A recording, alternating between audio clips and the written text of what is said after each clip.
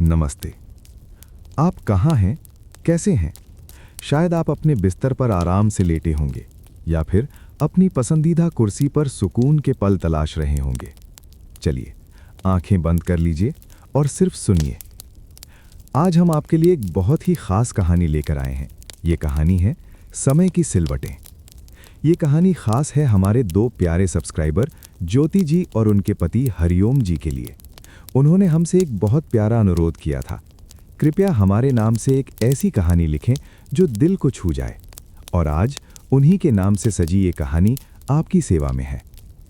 ये कहानी बिल्कुल सुकून देने वाली है, शांत है और विशेष रूप से आपके सोने से पहले के पलों के लिए ही बनाई गई है। इसमें है पहाड़ों की ठंडी सी शांति, रिश्तों की गर्माहट और जिंदगी की वो साधारण पर बहुत खूबसूरत यादें जो हमें अपनों के करीब ले आती हैं। तो अब आराम से लेट जाइए, अपनी सांसों को धीमा कर लीजिए और खुद को इस कहानी के हवाले कर दीजिए। ये कहानी आपको एक गहरी, मीठी और खुशी भरी नींद के द्वार तक ले जाएगी। और हाँ, अगर आप भी चाहते हैं कि आपके या आपके परिवार के किसी सदस्य के नाम से ऐसी ही एक प्यारी कहानी लिखी जाए, तो हमारे चैनल को सब्सक्राइब करें और हमें ज़रूर बताएं। हम आपकी भी कहानी ज़रूर लिखेंगे। ऐसी ही नई नई सुकून और प्यार से भरी कहानियां सुनने के लिए चैनल को सब्सक्राइब ज़रूर कर लीजिए। हम आपके लिए रोज़ एक नई कहानी लेकर आते हैं। आप हमें कमेंट में ज़रूर बताइएगा कि आप ये कहानी कहाँ से सुन रहे हैं और क्या इस कहानी ने आपको किसी अपने की किसी खास याद की तरफ ले गया। अब आंखें बंद करें और सुनें समय की सिलवटें। सुबह की पहली किरण ने आंगन में खिले गेंदे के फूलों पर ओस की बूंदों को मोती बना दिया था, पर आज उस चमक में वो रौनक नहीं थी। सब कुछ सूना सूना लग रहा था, जैसे गांव खुद एक सांस रोके खड़ा हो। ज्योति अपनी उसी पुरानी खिड़की के पास बैठी थी जिससे वो 20 साल देखती आई थी। नीम का पेड़ जिसकी डालियां खिड़की से झांकती थीं, आज भी वैसा ही था। एक पत्ता हिला, मानो कह रहा हो मत जा। उसने हाथ बढ़ाया, शीशे पर उंगली से अपना नाम लिख दिया, जो धुंधला होकर मिट गया। ऐसे ही उसकी पहचान मिटने वाली थी। अब वो ज्योति पांडे नहीं, ज्योति ओम होगी। ज्योति, सामान तैयार है कि नहीं? माँ की आवाज़ में कंपकपी थी। कुसुम देवी दरवाजे पर खड़ी थीं, आंखें लाल सुर्ख। रात भर का रोना उनके चेहरे पर छप गया था। हाँ माँ, बस ये बैग बांधना बाकी है। ज्योति ने आवाज़ में ठहराव लाने की कोशिश की। आंगन में पिता का साया लंबा हो रहा था। रमेश पांडे एक एक कर सामान टेम्पो में रख रहे थे। उनकी चुप्पी इतनी गहरी थी कि उसकी गूंज पूरे घर में थी। वो ज्योति की छोटी सी सूटकेस उठाए उसे देखते रहे, मानो वो कोई अनमोल धरोहर हो जिसे वो सौंपने को मजबूर हैं। बाबूजी, ज्योति ने धीरे से पुकारा। रमेश ने सिर उठाया। उनकी आंखों में एक ऐसा भाव था जो ज्योति ने पहले कभी नहीं देखा था। वो भाव जो बर्फ की तरह ठंडा और आग की तरह गर्म एक साथ था। गर्व और पीड़ा का अनोखा मेल। हाँ बेटा, उनकी आवाज़ सामान्य से ज्यादा भारी लगी। कुछ नहीं, बस। ज्योति कुछ कहना चाहती थी पर शब्द गले में अटक गए। रमेश ने एक बार फिर सिर झुकाया और सामान रखने लगे। उनकी पीठ थोड़ी झुकी हुई लग रही थी, जैसे अचानक बोझ बढ़ गया हो। माँ अंदर आईं और ज्योति के बालों में हाथ फेरने लगीं। उनकी उंगलियां कांप रही थीं। याद रखना बेटिया, वहां ठंड बहुत पड़ती है। रोज दूध पीना, शाम को जल्दी अंदर आ जाना, सासू माँ की बात मानना, हरिओम का ख्याल रखना। कुसुम देवी की आवाज़ रुक रुक जा रही थी। और हाँ, जब भी याद आए फ़ोन कर देना। माँ, ज्योति ने माँ का हाथ पकड़ लिया। रोएगी नहीं, आप रोएंगी तो मैं। पर वो खुद रोने लगी। माँ ने उसे अपने सीने से लगा लिया। वो सुगंध, वो खुशबू, वो आलिंगन, सब याददाश्त में कैद हो गया। अरे भगवान, ये क्या रोना धोना शुरू कर दिया? दादी की खड़खड़ाती आवाज़ आई। बेटी को सुख से विदा करो, दुखी करके नहीं। दादी छड़ी टेकती हुई अंदर आईं। उनकी आंखें भी नम थीं, पर चेहरे पर एक दृढ़ता थी। ज्योति, सुनती है मेरी बात? दादी ने उसका चिन्ह ऊपर उठाया। तू हमारे घर की लाडली है। आज तू दूसरे घर जा रही है, वहां भी तुझे लाड ही मिलेगा। पर याद रख, जिस घर की लक्ष्मी बनकर जाती है उसे कभी मुंह नीचा नहीं करना पड़ता। सिर ऊंचा रखना हमेशा। दादी ने अपने गले से एक पुराना सा मंगलसूत्र उतारा। ये ले, मेरी सास ने मुझे दिया था। आज मैं तुझे देती हूँ। इसे पहनकर याद रखना तू किस मिट्टी की बनी है। ज्योति ने वो मंगलसूत्र हाथों में लिया। वो इतना भारी लग रहा था जैसे पूरे कुल की इज्जत का बोझ हो। बाहर हलचल बढ़ने लगी। रिश्तेदार आने लगे थे। हर कोई आशीर्वाद दे रहा था, मिठाई खिला रहा था। पर ज्योति को सब कुछ धुंधला सा लग रहा था, जैसे वो किसी और का नाटक देख रही हो। नीतू आई तो ज्योति को जीवन मिला। उसने ज्योति को जोर से गले लगाया। सुन, मनाली से फोटो भेजना बर्फ में खेलने की, नहीं तो मैं तुझे माफ नहीं करूंगी। पर नीतू की आंखें भी गीली थीं। बचपन की वो सहेली जिसके साथ उसने इसी आंगन में गुड़ियों की शादी रचाई थी, आज उसकी अपनी विदाई देख रही थी। याद है नीतू, जब हमने कसम खाई थी कि कभी अलग नहीं होंगे? ज्योति ने हंसने की कोशिश की। चुप, वो कसम अभी भी कायम है। दूरियां सिर्फ जगह की होती हैं, दिल की नहीं। नीतू ने ज्योति के हाथ में एक छोटी सी डायरी दबा दी। इसमें मेरा पता, फोन नंबर सब है और कुछ यादें भी। विदाई का वक्त आ गया। सबसे कठिन पल। टेम्पो का इंजन चला। उसकी आवाज ने ज्योति के दिल में एक डर पैदा कर दिया। रमेश पांडे अब भी चुप थे। वो ज्योति के पास आए। उनकी आंखों में एक झिलमिलाहट थी। उन्होंने अपनी जेब से एक लिफाफा निकाला, ज्योति के हाथ में रखा। बेटा, ये। उनकी आवाज पूरी नहीं हुई। वो मुड़े और तेजी से घर के अंदर चले गए। ज्योति ने लिफाफा खोला। उसमें 5,000 रुपए थे और एक छोटा सा कागज। उस पर पिता की लिखावट थी, हमेशा खुश रहना, तेरा बाबू। उस पल ज्योति समझ गई। पिता की चुप्पी उनकी भाषा थी, उनका दर्द उनकी आवाज। वो रो नहीं सकते थे, क्योंकि अगर वो रोते तो पूरा घर टूट जाता। माँ ने ज्योति के माथे पर कुमकुम का तिलक लगाया, आंखों से आशीर्वाद पिलाया। उनका हाथ इतना कांप रहा था कि कुमकुम बिखर गया। माँ। ज्योति ने माँ के पैर छुए। कुसुम देवी ने उसे उठाया, फिर से चिपकाकर गले लगा लिया। उस आलिंगन में बचपन के सारे पल समा गए। बुखार में माँ की लोरी, स्कूल जाते समय टिफिन में रखी मिठाई, परीक्षा के दिनों की चिंता, पहली साड़ी पहनने की खुशी। जाओ बेटा, भगवान तुम्हारे साथ है, माँ ने आखिरी बार कहा। ज्योति टेम्पो में बैठी। उसने बाहर देखा। नीम का पेड़, वो खिड़की, वो आंगन जहां उसने पहला कदम रखा था, वो दरवाज़ा जहां से वो हर सुबह स्कूल जाती थी, सब धीरे धीरे पीछे छूट रहा था। और फिर उसने देखा, खिड़की के शीशे के पीछे एक साया। पिता खड़े थे, चेहरा शीशे से चिपका हुआ, आंखें बंद थीं। शायद प्रार्थना कर रहे थे, शायद रो रहे थे। टेम्पो ने गति पकड़ी। घर धुंधला होने लगा। गांव की पगडंडियां, खेत, वो तालाब जहां वो नहाती थी, वो स्कूल जहां उसने पढ़ाई की थी, सब एक सपने की तरह विलीन हो रहे थे। ज्योति ने लिफाफा चिपकाया हृदय से। पिता का प्यार, माँ का आशीर्वाद, दादी की सीख, नीतू की दोस्ती, सब साथ थे। पर एक खालीपन था, एक ऐसी रिक्तता जो शब्दों से परी थी। वो अपने आप से दूर जा रही थी। वो ज्योति जो इस गांव, इस मिट्टी से बनी थी, आज एक नई जगह है, नई मिट्टी में रोपी जा रही थी। सड़क के मोड़ पर जब आखिरी बार गांव दिखा तो ज्योति ने देखा, आंगन में गेंदे के फूल अभी भी खिले थे। विदा के फूल जो उसकी याद में खिले थे और अब उसकी याद में मुरझाएंगे। उसने आंखें बंद कर लीं। आंखों के सामने बचपन के चित्र उभरने लगे। पिता के कंधे पर बैठकर मेला देखना, माँ के साथ होली के गीत गाना, दादी की कहानियाँ सुनना। टेम्पो शहर की ओर बढ़ रहा था। वहाँ से ट्रेन, ट्रेन से बस और फिर एक अनजानी जगह, मनाली। हरिओम का चेहरा याद आया, शादी की तस्वीरों जैसा गंभीर, शांत। क्या वो उसे समझ पाएगा? क्या वो उसकी इस उदासी को महसूस कर पाएगा? ज्योति ने नीतू की दी हुई डायरी खोली। पहले पन्ने पर लिखा था, दोस्ती कभी दूर नहीं होती, तू जहां भी जाए मैं तेरे साथ हूं। पर अगले पन्ने पर ज्योति ने खुद लिखा, आज मैंने अपना घर छोड़ दिया। नहीं, घर तो साथ लेकर चलती हूं, पर वो आंगन, वो खिड़की, वो नीम का पेड़, वो सब यहीं छूट गया, शायद हमेशा के लिए। टेम्पो की खिड़की से हवा आ रही थी।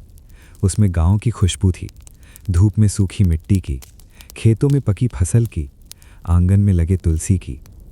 ज्योति ने सांस भरकर उस खुशबू को अपने भीतर समा लिया। ये खुशबू उसकी पहचान थी, ये उसकी जड़ों की सुगंध थी। स्टेशन आ गया, शोरगुल, भीड़ भाड़, पर ज्योति अभी भी उस आंगन में थी जहाँ से अभी अभी निकली थी। ट्रेन के डिब्बे में बैठकर उसने खिड़की से बाहर देखा। आकाश में सूरज ढलने लगा था, संध्या की लालिमा फैल रही थी। किसी ने कहा था, सूरज जहाँ डूबता है वहाँ नई सुबह का इंतज़ार शुरू हो जाता है। पर ज्योति के मन में तो सुबह ही डूब गई थी। वो शाम थी जो रात बनने जा रही थी, एक लंबी अंधेरी रात जिसके बाद की सुबह का वो अभी सपना भी नहीं देख पा रही थी। ट्रेन ने चलने की सीटी दी, एक झटका लगा और गाड़ी चल पड़ी। ज्योति ने आंखें बंद कर लीं, आंसू झरने लगे, चुपचाप, बिना आवाज़ के। ये आंसू उस बचपन के थे जो अब पीछे छूट गया था, उस लड़की के थे जो अब और नहीं रही, उस पहचान के थे जो अब बदलने वाली थी। रात हो गई, ट्रेन अंधेरे में दौड़ रही थी। बाहर कुछ दिख नहीं रहा था, बस खिड़की में उसका अपना चेहरा दिख रहा था, आंसुओं से भीगा, यादों से लबालब। उसने पिता का दिया लिफाफा निकाला, उनके लिखे शब्दों को फिर से पढ़ा। हमेशा खुश रहना। मैं कोशिश करूंगी बाबूजी, पर यह खुशी अब वैसी नहीं होगी। ये खुशी में सिमटी हुई उदासी होगी, यादों में लिपटी हुआ वर्तमान। ट्रेन की चलने की आवाज़ एक लोरी सी लग रही थी। ज्योति को नींद आने लगी। आखिरी सचेत पलों में उसे माँ की आवाज़ सुनाई दी, ओ मेरी लाडली, ओ मेरी जान। और फिर नींद आ गई, एक बेहोशी भरी नींद जिसमें सपने और हकीकत का फ़र्क मिट गया। वो सपने में भी उसी आंगन में थी, उसी खिड़की के पास, उसी नीम के पेड़ के नीचे। पर जब आंख खुली तो ट्रेन एक नए स्टेशन पर थी। बाहर की दुनिया बदल चुकी थी, हवा का स्वर बदला हुआ था, तापमान गिरा हुआ था। ज्योति ने खिड़की से बाहर झांका। दूर पहाड़ों की रूपरेखा दिख रही थी, बर्फ से ढके शिखर, उसका नया घर, उसकी नई जिंदगी। उसने अपना बैग समेटा, हाथ में लिफाफा और डायरी थमाई। वो उठी, पैरों में कंपी थी, नई ज़मीन पर पहला कदम रखने का डर। पर उसने कदम बढ़ाया, क्योंकि जीवन चलता रहता है, विदाएं होती हैं, मिलन होते हैं, और इन सब के बीच एक लड़की बचपन को पीछे छोड़कर औरत बनने की ओर बढ़ जाती है। ट्रेन से उतरते हुए उसे एहसास हुआ, ये सफ़र सिर्फ मनाली तक का नहीं था। ये सफ़र था अपने भीतर की उस लड़की से मिलने का, जो अब हमेशा के लिए उस आंगन, उस खिड़की, उस नीम के पेड़ में कैद होकर रह गई थी। और नई ज्योति, वो अब इस सफ़र पर अकेले चलने को तैयार थी, अपने साथ लेकर विदा के फूल और मन की बंद गलियां। पहली सुबह की पहली चेतना एक ठंड थी, वो ठंड जो हड्डियों के भीतर तक रिस गई। ज्योति की आंखें खुली तो वो एक अजनबी छत को ताक रही थी, लकड़ी की बनी हुई, भूरी सी। उस पर एक मकड़ी का जाला था जिसमें ओस के कण मोतियों की तरह टिमटिमा रहे थे। एक पल के लिए उसे लगा कि वो अभी भी सपना देख रही है। फिर याद आया ट्रेन, बस, रात का अंधेरा, और फिर ये घर जहां वो कल शाम पहुंची थी, हरिओम के साथ, जिससे उसने शादी के बाद पहली बार इतने घंटे बिताए थे, चुप्पी में। वो बिस्तर पर करवट लेकर लेटी रही, शरीर दर्द कर रहा था, मानो लंबी लड़ाई लड़कर आई हो। बाहर से एक अजीब सी खामोशी आ रही थी। गांव की सुबह तो ऐसी नहीं होती थी। वहाँ मुर्गों की बांग, गायों की रंभाहट, चूल्हे की आवाज़, माँ की पदचाप से सुबह की शुरुआत होती थी। यहाँ कुछ नहीं, बस एक गहरी भारी शांति। ज्योति उठ बैठी। कमरा छोटा सा सादा था, एक पलंग, एक अलमारी, एक मेज़ और कुर्सी। खिड़की पर लकड़ी का शटर लगा था। वो धीरे से उठी, पैरों को ठंडी फर्श पर रखा। ज़मीन लकड़ी की थी और ठंड उससे होकर पैरों में चुभ रही थी। उसने शटर खोला और सांस रुक गई। सामने, आंखों के सामने, मानो कोई स्वर्गीय चित्र लटका हो। बर्फ से ढके पहाड़ों की एक लंबी श्रृंखला। सूरज उग रहा था और उसकी किरणें बर्फ पर पड़कर हजारों रंग बिखेर रही थी। सोना, गुलाबी, नारंगी रंगों का ऐसा खेल ज्योति ने कभी नहीं देखा था। पर इस सुंदरता में एक अजीब सी बेरुखी थी। ये सुंदरता चिल्लाती नहीं थी, गाती नहीं थी, ये बस थी, शांत, गंभीर, दूर। उसके गांव के खेत जो हरियाली से हंसते थे, वो आंगन जो बच्चों की किलकारियों से गूंजता था, यहाँ तो बस ये मौन पहाड़ थे। खिड़की खुली थी और ठंडी हवा का एक झोंका अंदर आया। उसने अपनी बाहों पर कांखें खड़ी होते हुए महसूस की। हवा में एक ताजगी थी, एक पवित्रता, पर उसमें घर की गर्माहट नहीं थी। ये हवा उसे जगा रही थी, उसकी नींद उड़ा रही थी। यह हवा कह रही थी, तुम यहाँ हो, तुम्हारा गांव दूर है। दरवाजे पर एक दस्तक हुई, हल्की सी। अंदर आइए, ज्योति ने कहा, आवाज में एक असुरक्षा। दरवाज़ा खुला और हरिओम आया। उसके हाथ में एक ट्रे थी, 2 कप चाय और कुछ बिस्कुट। वो मुस्कुराया नहीं, बस ट्रे मेज़ पर रख दी। चाय, उसने कहा, सिर्फ एक शब्द। उसकी आवाज़ में पहाड़ों की गूंज थी, गहरी, स्थिर।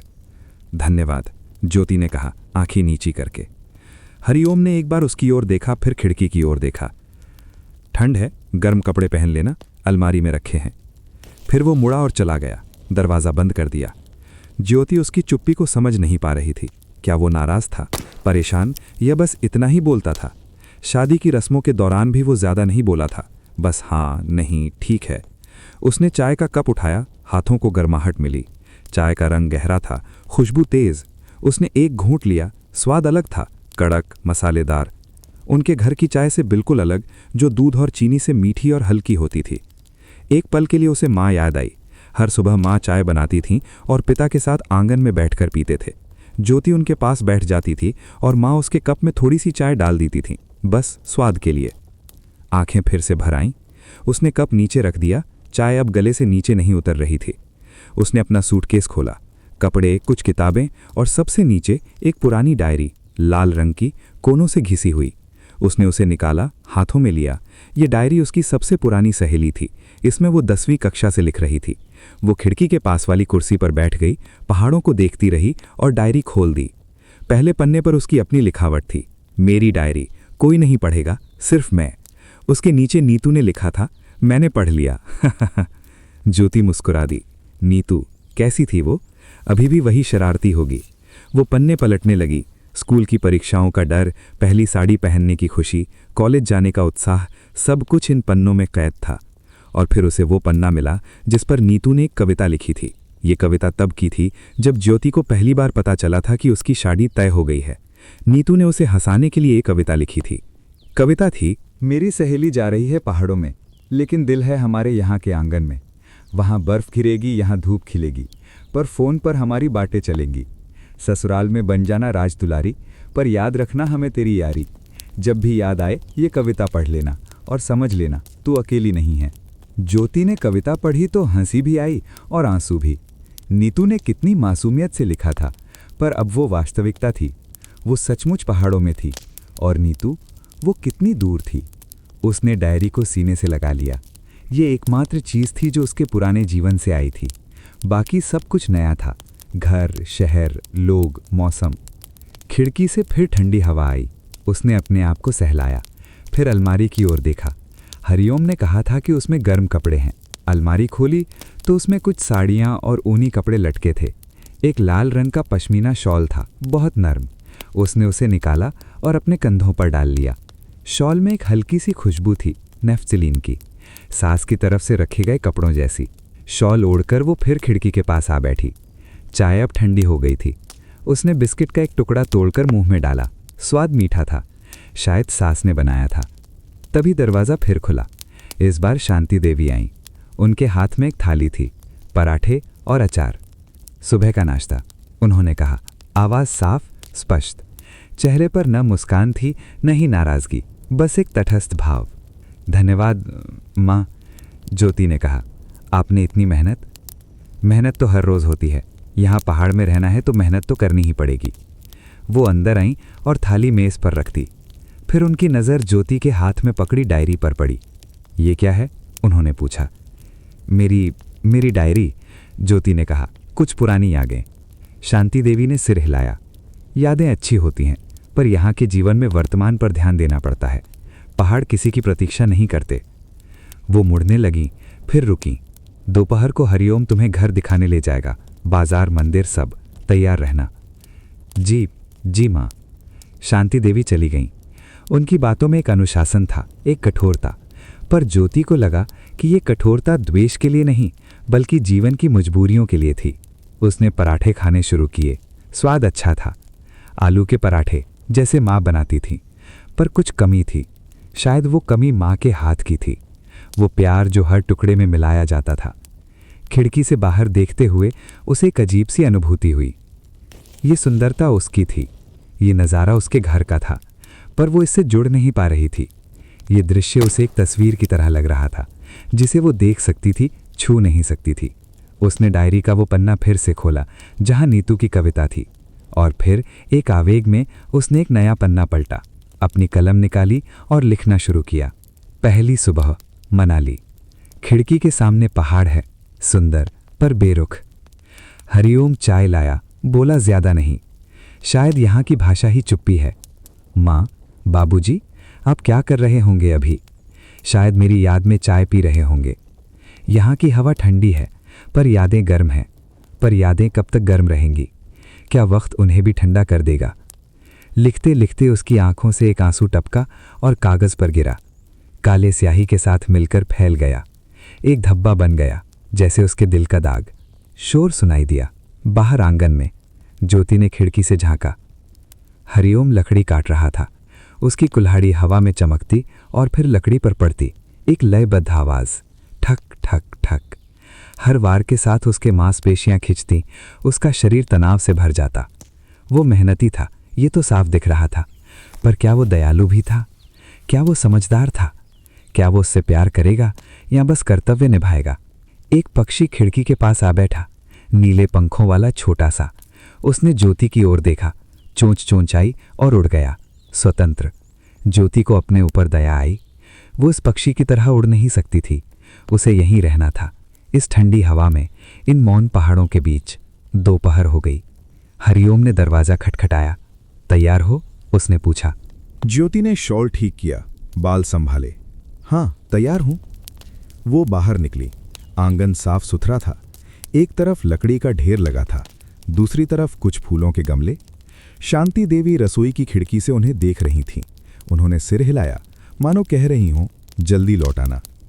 हरिओम चलने लगा, ज्योति पीछे पीछे। रास्ता संकरा था, पत्थरों से बना हुआ। चारों ओर देवदार के पेड़। हवा में उनकी खुशबू थी, एक तीखी साफ खुशबू। ये हमारा घर है, हरिओम ने कहा, पहली बार कुछ जानकारी देते हुए। मेरे पिता ने बनाया था 20 साल पहले। बहुत अच्छा है, ज्योति ने कहा। यहाँ से नीचे बाजार है, 10 मिनट की चढ़ाई। वो चलते रहे। ज्योति की सांसें फूलने लगी। ऊपर चढ़ना आसान नहीं था। हरिओम ने मुड़कर देखा, अपनी गति धीमी कर दी। पहली बार होता है तो सांस फूलती है, आदत हो जाएगी। आप यहाँ पैदा हुए थे? ज्योति ने पूछा, बातचीत शुरू करने की कोशिश में।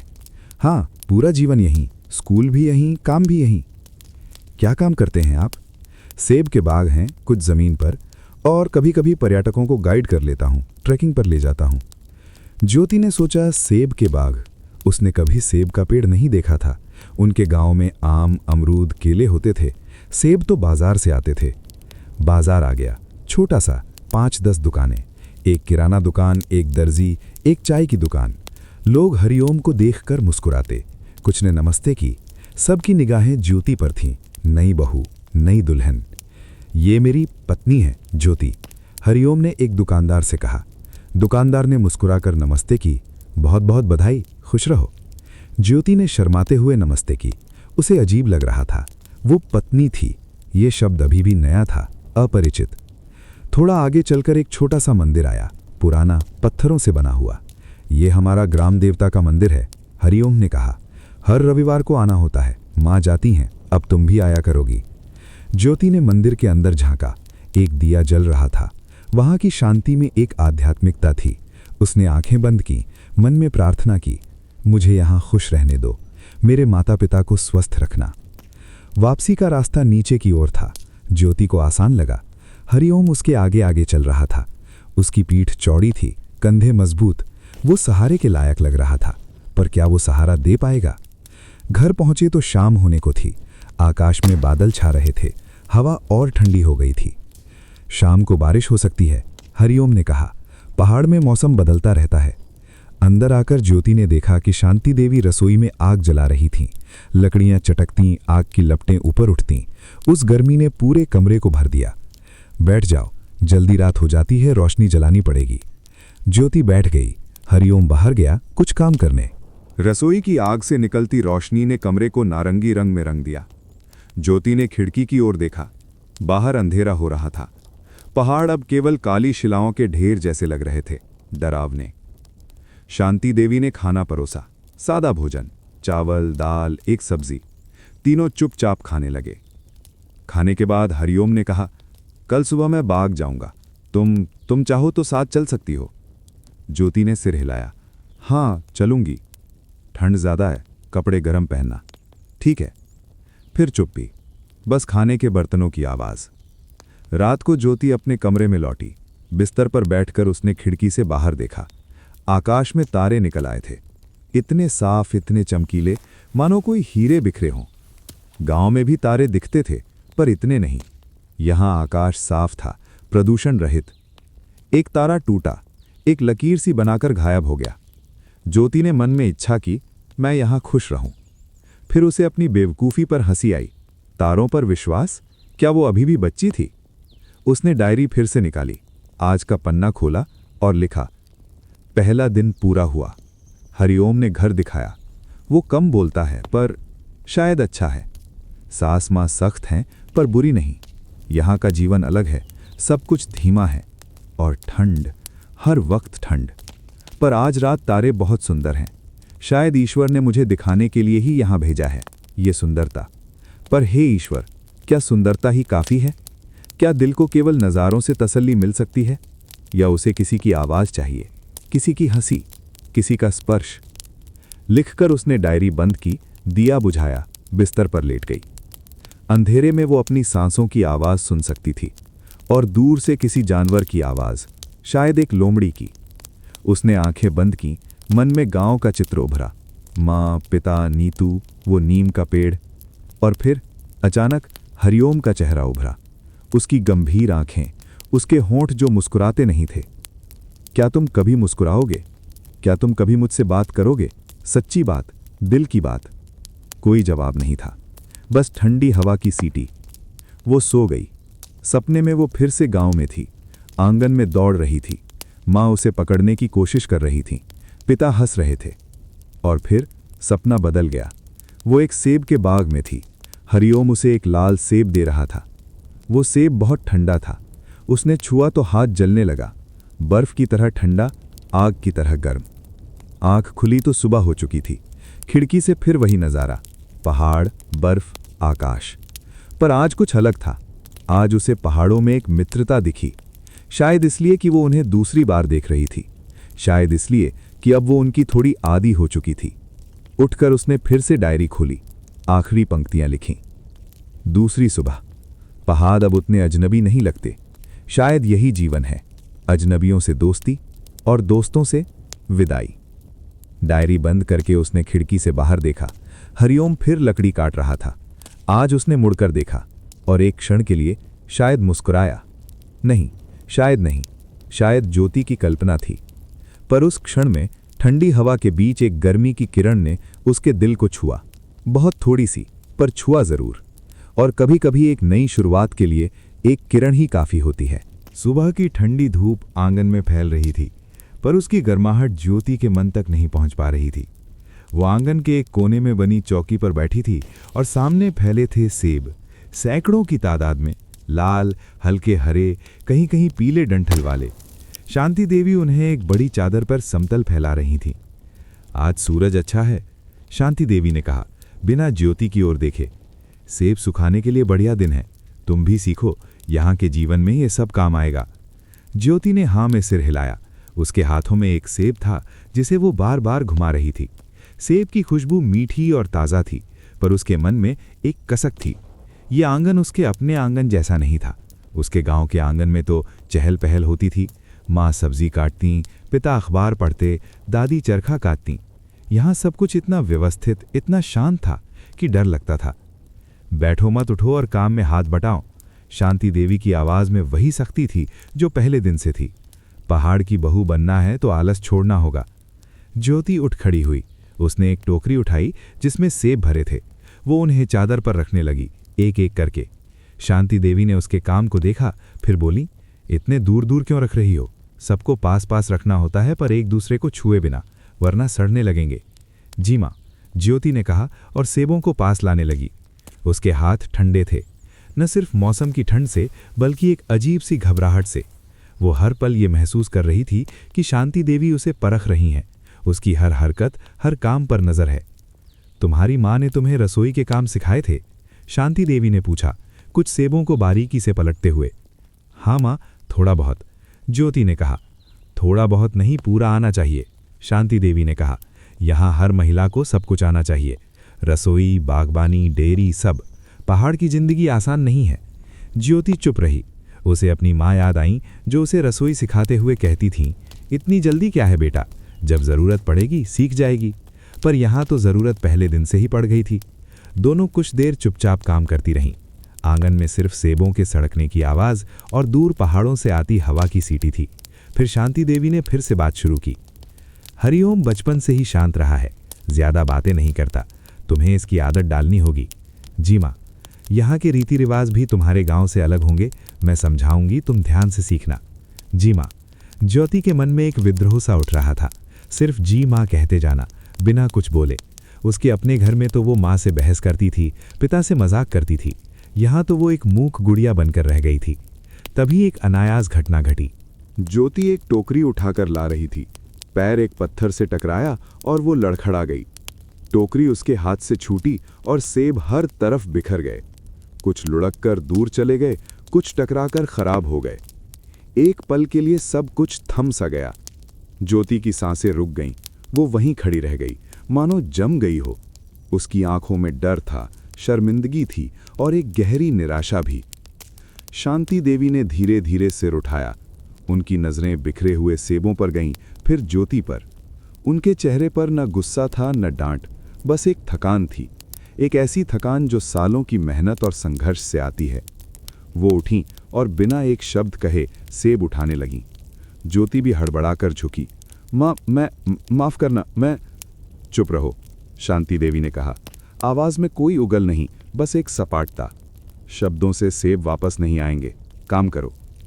ज्योति ने आंसू रोकते हुए सेब उठाने शुरू किए।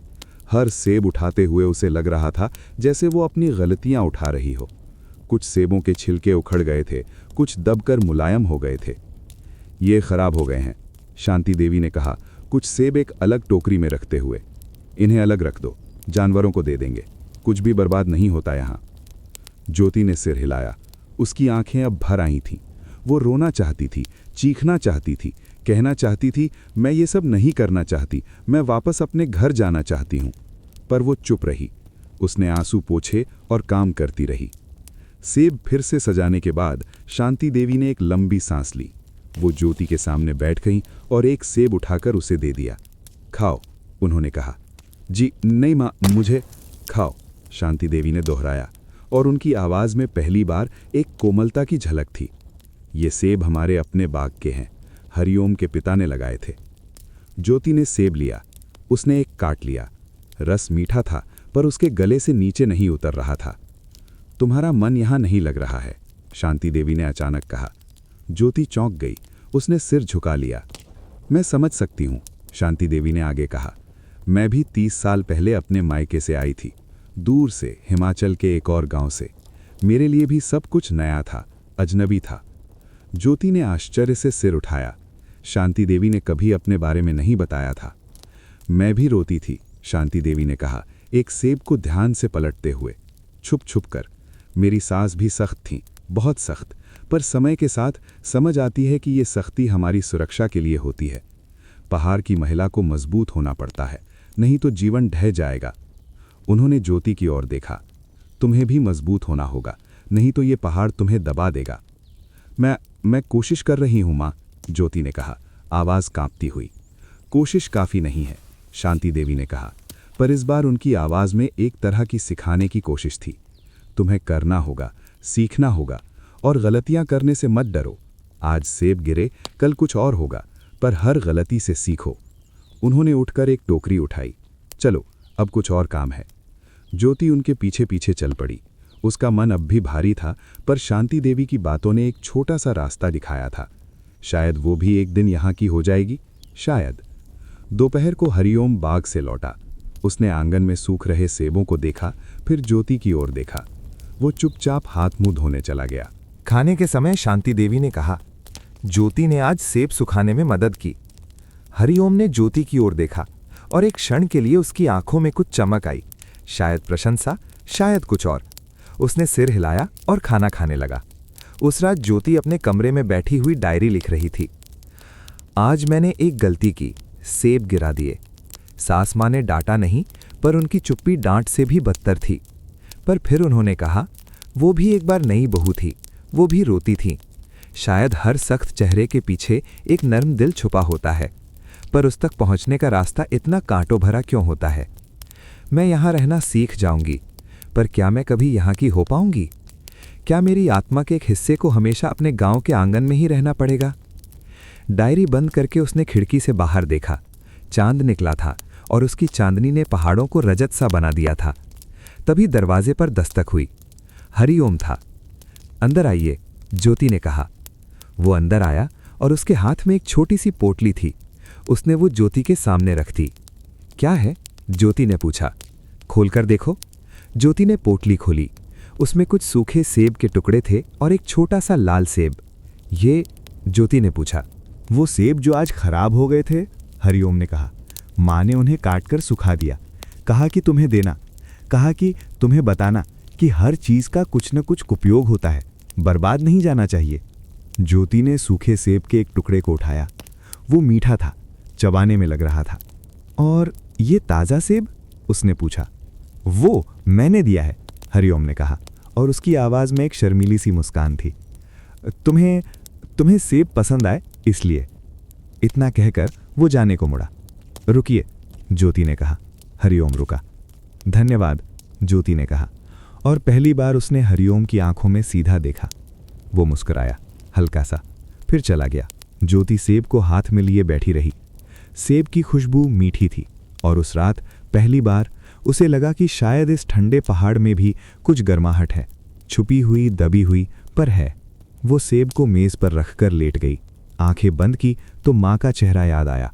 माँ कह रही थी, मजबूत रहना बेटा, सब ठीक हो जाएगा। और शायद सचमुच ठीक हो जाएगा, धीरे धीरे, सेब के सूखने की तरह। धूप में पड़े पड़े रस धीरे धीरे सूख जाता है, पर मिठास बनी रहती है। शायद जीवन भी ऐसा ही है, शायद। शाम ढलते ही मनाली की ठंड और गहरी हो जाती थी। ऐसा लगता था जैसे पहाड़ों की छाती से सिसकियां निकल रही हों, जो हवा बनकर घाटी में उतरती थीं। ज्योति ने खिड़की बंद कर दी थी, पर ठंड तो दीवारों के पार से भी आ जाती थी, शरीर से नहीं, दिल से। वो बिस्तर पर बैठी थी, हाथों में एक पुरानी ऊनी शॉल लपेटे। शॉल उसकी माँ की थी, जो उसे विदा करते समय दी थी। बिटिया, ये ले जाना, ठंड से बचाएगी। उसने शॉल को चेहरे से लगाया। अब भी उसमें माँ के शरीर की खुशबू थी, नहाने के बाद लगाए जाने वाले सरसों के तेल की और घर के आंगन की मिट्टी की। कमरे में खामोशी थी, बस दूर कहीं से टिन की छत पर पड़ रही बूंदों की आवाज़ आ रही थी। शायद कोहरा घनीभूत होकर पानी बन रहा था। हरिओम रोज की तरह शाम को ही सो जाता था, क्योंकि सुबह 4 बजे उठकर बाग जाना होता था। शांति देवी भी अपने कमरे में थीं, शायद पूजा पाठ में व्यस्त। अचानक फोन की घंटी बजी। वो ध्वनि इतनी तेज और अप्रत्याशित थी कि ज्योति का दिल धक से रह गया। इस पहाड़ी इलाके में नेटवर्क इतना कमजोर था कि फोन अक्सर बंद ही रहता था, पर आज किसी ने फोन किया था। उसने फोन उठाया। स्क्रीन पर नाम चमक रहा था, माँ। एक पल के लिए उसकी सांस रुक गई, हाथ कांपने लगे, आंखें भर आईं। वो बटन दबाने में भी हिचक रही थी, मानो किसी अनमोल चीज को छूने से डर रही हो कि कहीं गायब ना हो जाए। आखिरकार उसने स्वाइप किया। हेलो बिटिया, मेरी जान। माँ की आवाज़ फोन के दूसरे छोर से आई। वही मधुर, वही कोवल आवाज़, जिसमें एक कंपी थी, जैसे वो भी रो रही हो। माँ।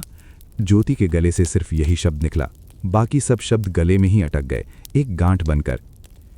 कैसी है तू?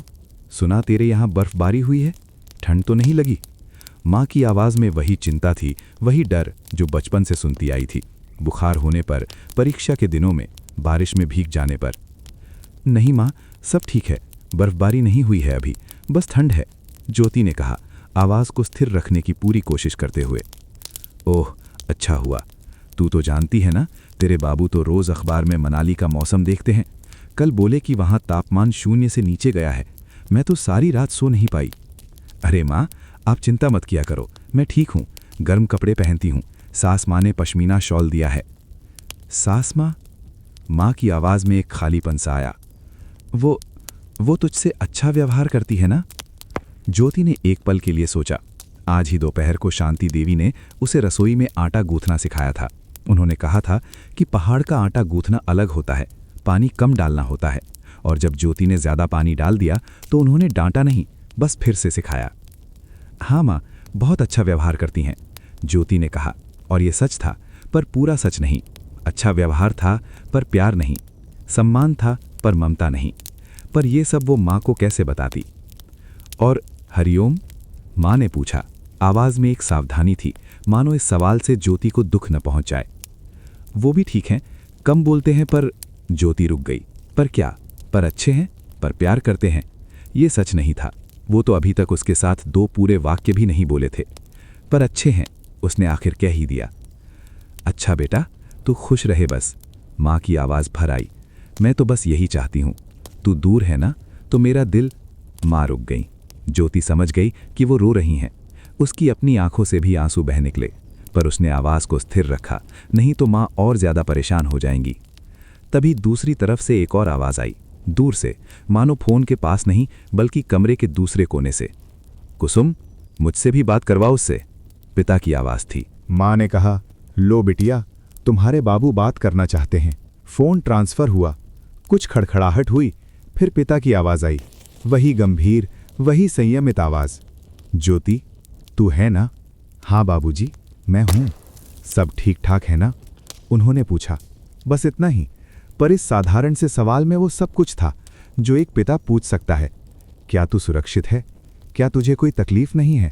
क्या तेरा सम्मान हो रहा है? क्या तू खुश है? हाँ बाबूजी, सब ठीक है, ज्योति ने कहा। और इस बार उसकी आवाज़ में एक दृढ़ता थी। वो पिता को दुखी नहीं देख सकती थी। उन्होंने तो अपनी जान से ज़्यादा प्यारी बेटी को विदा किया था। उन्हें कम से कम ये तो पता चलना चाहिए कि उनका त्याग व्यर्थ नहीं गया। अच्छा, यही बोलना था, पिता ने कहा। अगर कुछ चाहिए हो, कुछ भी, तो बता देना। नहीं बाबूजी, कुछ नहीं चाहिए, सब कुछ है यहाँ। हाँ, ठीक है। पिता की आवाज़ में एक खालीपन था, जैसे वो और कुछ कहना चाहते हों पर शब्द न मिल रहे हों। तो तू कभी कभी फ़ोन कर दिया करना, तेरी माँ को तेरी चिंता रहती है। जी बाबूजी, ज़रूर करूँगी। अच्छा, तो फिर यही बात थी। फ़ोन वापस माँ के पास चला गया। माँ ने फिर से बात शुरू की, पर अब उनकी आवाज़ में एक हल्कापन था, जैसे पिता से बात करने के बाद ज्योति ठीक है इसकी पुष्टि हो गई हो। बिटिया, नीतू कल आई थी, तेरी बहुत याद कर रही थी। उसने तेरे लिए एक पार्सल भेजा है, कुछ मिठाइयाँ और तेरी पसंद की चिवड़ा। कल ही डाक में दे देंगे। अच्छा माँ, नीतू ने? ज्योति के चेहरे पर पहली बार मुस्कान आई। उससे कहना, मैंने उसकी कविता रोज पढ़ी है। हाँ, कह दूंगे। माँ हंसी। वो तो तुझे मिस कर रही है। बोली, अब कोई उसके साथ फिल्म देखने नहीं जाता। दोनों कुछ देर और बातें करती रहीं। माँ ने बताया कि गांव में क्या क्या हुआ। शर्मा अंकल की बेटी की शादी तय हुई है। पोस्ट ऑफिस वाले बाबू रिटायर हो गए हैं। स्कूल में नई मैडम आई हैं। छोटी छोटी बातें, पर ज्योति के लिए वो सब कुछ थी। वो दुनिया जहां से वो आई थी, वो जीवन जो अब सिर्फ यादों में था। माँ, दादी कैसी हैं? ज्योति ने पूछा। वो तो तेरा इंतजार कर रही हैं। बोलती है जब मेरी पोती आएगी तो मैं उसे अपने हाथों से हलवा खिलाऊंगी। तू जल्दी आना बिटिया, दिवाली तो आ ही रही है। दिवाली? ज्योति को याद आया, हर साल दिवाली पर वो माँ के साथ दिए साफ करती थी। पिता पटाखे लाते थे, दादी मिठाई बनाती थी और नीतू उसके साथ रंगोली डालने आती थी। हाँ माँ, देखती हूँ, ज्योति ने कहा। पर दोनों जानती थी कि शादी के बाद पहले साल में बेटी का मायके जाना आसान नहीं होता, खासकर इतनी दूर। अच्छा बेटा, अब मैं रखती हूँ, फ़ोन का बिल ज़्यादा आ जाएगा, माँ ने कहा। तू ध्यान रखना अपना, खाना ठीक से खाना, ठंड से बचना और हाँ, कभी दिल भारी हो तो फ़ोन कर देना, रात को भी दिन को भी, मैं हमेशा तैयार हूँ। हाँ माँ, आप भी ध्यान रखना। ठीक है बेटा, जय राम जी की। जय राम जी की माँ। एकाएक सन्नाटा छा गया। वो सन्नाटा जो फ़ोन की बातचीत से पहले भी था, पर अब वो और भी गहरा और भी भारी लग रहा था, जैसे किसी ने उसके सामने से एक चमकती हुई दुनिया का दरवाज़ा खोला हो और फिर अचानक बंद कर दिया हो। ज्योति फ़ोन को हाथ में लिए बैठी रही। स्क्रीन अब ब्लैक हो चुकी थी, पर उसे लग रहा था जैसे अभी अभी माँ का स्पर्श उसके हाथों पर था। माँ की सांसें उसके कानों में गूंज रही थीं। वो उठी और खिड़की के पास गई, बाहर अंधेरा था, बस दूर दूर तक फैले पहाड़ों की काली शिलाएं दिख रही थीं, पर उसकी आंखें तो उन पहाड़ों के पार देख रही थीं।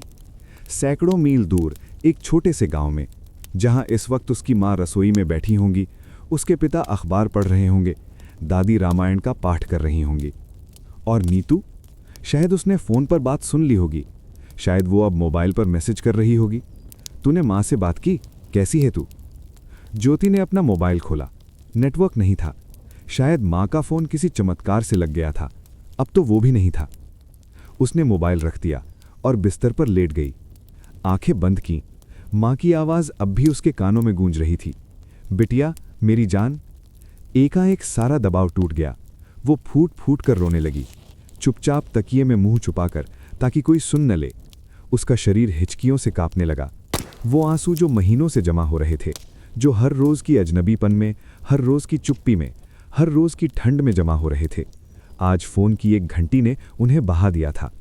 वो रोती रही, माँ के लिए, पिता के लिए, नीतू के लिए, दादी के लिए, उस नीम के पेड़ के लिए जिसके नीचे वो बैठा करती थी, उस आंगन के लिए जहाँ उसने पहला कदम रखा था, उस खिड़की के लिए जहाँ से वो बारिश देखा करती थी। और अपने लिए भी रोई, उस ज्योति के लिए जो अब नहीं रही, उस लड़की के लिए जिसे सब जानते थे, उस पहचान के लिए जो अब धुंधली पड़ती जा रही थी। कितनी देर रोती रही उसे पता नहीं। जब आंसू थमे तो उसका सिर भारी था, आंखें सूजी हुई थीं, पर मन हल्का था, जैसे कोई बोझ उतर गया हो। वो उठी और अपनी डायरी ले आई, पन्ना पलटा और लिखने लगी। आज माँ का फ़ोन आया। उनकी आवाज़ सुनकर लगा जैसे मैं फिर से बच्ची हो गई हूँ। मैंने उनसे कहा सब ठीक है। ये सच था पर सच नहीं था। शारीरिक रूप से सब ठीक है, पर मन तो अभी भी उस आंगन में भटक रहा है। पिता ने सिर्फ एक ही सवाल पूछा, सब ठीक ठाक है ना? इस सवाल में उनका सारा प्यार था, उनकी सारी चिंता। मैंने कहा हाँ, और फिर रो पड़ी। शायद इसलिए कि मैंने उनसे झूठ बोला, या शायद इसलिए कि मैं खुद से झूठ बोल रही हूँ। मैं यहाँ की हूँ पर यहाँ की नहीं हूँ। मैं उनकी बेटी हूँ पर अब उनकी बेटी नहीं रही। मैं हरिओम की पत्नी हूँ पर अभी तक पत्नी नहीं बन पाई। मैं कौन हूँ? शायद फ़ोन की घंटी बजते ही मैं फिर से ज्योति पांडे बन जाती हूँ, और जब फ़ोन कट जाता है तो ज्योति ओम बनकर रह जाती हूँ। पर कौन सी ज्योति असली है? शायद दोनों, शायद कोई भी नहीं। डायरी बंद करके उसने खिड़की की ओर देखा। बाहर अब चांद निकल आया था। पहाड़ों पर चांदनी पड़ रही थी, जैसे चांदी की चादर उड़ा दी गई हो। तभी दरवाजे पर दस्तक हुई। ज्योति ने जल्दी से आंखें पोंछी। अंदर आइए। दरवाज़ा खुला और हरिओम आया। उसने देखा कि ज्योति की आंखें लाल हैं। उसके चेहरे पर एक अजीब सी अभिव्यक्ति आई, चिंता और कुछ और भी जो ज्योति नहीं पहचान पाई। तुम ठीक हो? उसने पूछा। हाँ, बस थोड़ा सर्दी लग रही है, ज्योति ने कहा। हरिओम ने सिर हिलाया। वो अंदर आया और मेज़ पर एक गिलास रख दिया। उसमें गर्म दूध था। माँ ने भेजा है, कहा कि ठंड में दूध पीना चाहिए, उसने कहा। धन्यवाद, ज्योति ने कहा। हरिओम वहीं खड़ा रहा, मानो कुछ कहना चाहता हो। फिर बोला, मैंने सुना तुम फ़ोन पर बात कर रही थी। ज्योति चौंकी। तुमने? हाँ, दरवाज़ा खुला था, मैं गुजर रहा था। वो रुका, फिर बोला, तुम्हारे माता पिता से बात हो रही थी ना? हाँ, माँ का फ़ोन आया था। हरिओम ने सिर हिलाया। उसकी आंखों में एक समझ थी। तुम उन्हें मिस करती होगी। ये सवाल इतना सीधा, इतना सच्चा था कि ज्योति के लिए उत्तर देना मुश्किल हो गया। उसने सिर्फ सिर हिलाया। मैं समझ सकता हूँ, हरिओम ने कहा। मेरी माँ भी कहती हैं, उन्हें भी शुरू में अपने मायके की याद आती थी। वो रुका, फिर बोला, अगर तुम चाहो तो दिवाली पर हम वहाँ चल सकते हैं। ज्योति की सांस रुक गई। सच? हाँ, अगर माँ मान जाए, मैं पूछूंगा। पर तुम्हारा काम, बाग, कुछ दिन के लिए बंद रहेगा, कोई बात नहीं। ज्योति ने हरिओम की ओर देखा। पहली बार उसे लगा कि शायद ये आदमी उसे समझ सकता है। शायद उसके दिल में भी वही दर्द है जो चुप्पी में दबा हुआ है। धन्यवाद, उसने कहा, और इस बार आवाज में सच्ची कृतज्ञता थी। हरिओम मुस्कुराया, हल्का सा, फिर चला गया। ज्योति ने गर्म दूध का गिलास उठाया। उसने एक घूंट लिया। दूध मीठा था और उसमें केसर की खुशबू थी। वो खिड़की के पास गई और बाहर देखने लगी। चांद अब और ऊपर आ गया था। उसकी चांदनी इतनी तेज थी कि पहाड़ों का हर कोना दिख रहा था। उसे माँ की आवाज़ फिर याद आई, बिटिया मेरी जान? और पिता का सवाल, सब ठीक ठाक है ना? उसने मन ही मन जवाब दिया, हाँ बाबूजी, अब सब ठीक ठाक होगा, क्योंकि आज मैंने जाना कि इस ठंडे पहाड़ में भी एक दिल धड़कता है जो मेरे दर्द को समझता है। शायद धीरे धीरे सब ठीक हो जाएगा। उसने दूध का आखिरी घूंट पिया और बिस्तर पर लेट गई। आंखें बंद करते ही उसे नीतू की कविता याद आ गई। जब भी याद आए ये कविता पढ़ लेना और समझ लेना तू अकेली नहीं है। हाँ, वो अकेली नहीं थी। माँ की आवाज़ थी, पिता का सवाल था, नीतू की कविता थी और अब हरिओम का वादा भी था। वो सो गई और उस रात पहली बार उसके सपने में पहाड़ और मैदान एक साथ थे। मनाली के सेब के बाग और गांव के आम के बाग एक साथ थे और वो दोनों के बीच खड़ी थी, दोनों को अपनाती हुई। सुबह की पहली किरण ने जब पहाड़ों की चोटियों को सोने जैसा चमकाया तो हरिओम ने दरवाजे पर दस्तक दी। ज्योति ने दरवाज़ा खोला तो वो तैयार खड़ा था, एक बड़ी सी टोकरी कंधे पर और दूसरी छोटी टोकरी हाथ में। आज बाग चलोगी? उसने पूछा, आंखें जमीन पर टिकाए हुए, मानो ये निमंत्रण नहीं बल्कि कोई आदेश दे रहा हो। ज्योति ने एक पल को हिचकिचाया, फिर सिर हिलाया, हाँ चलूंगी।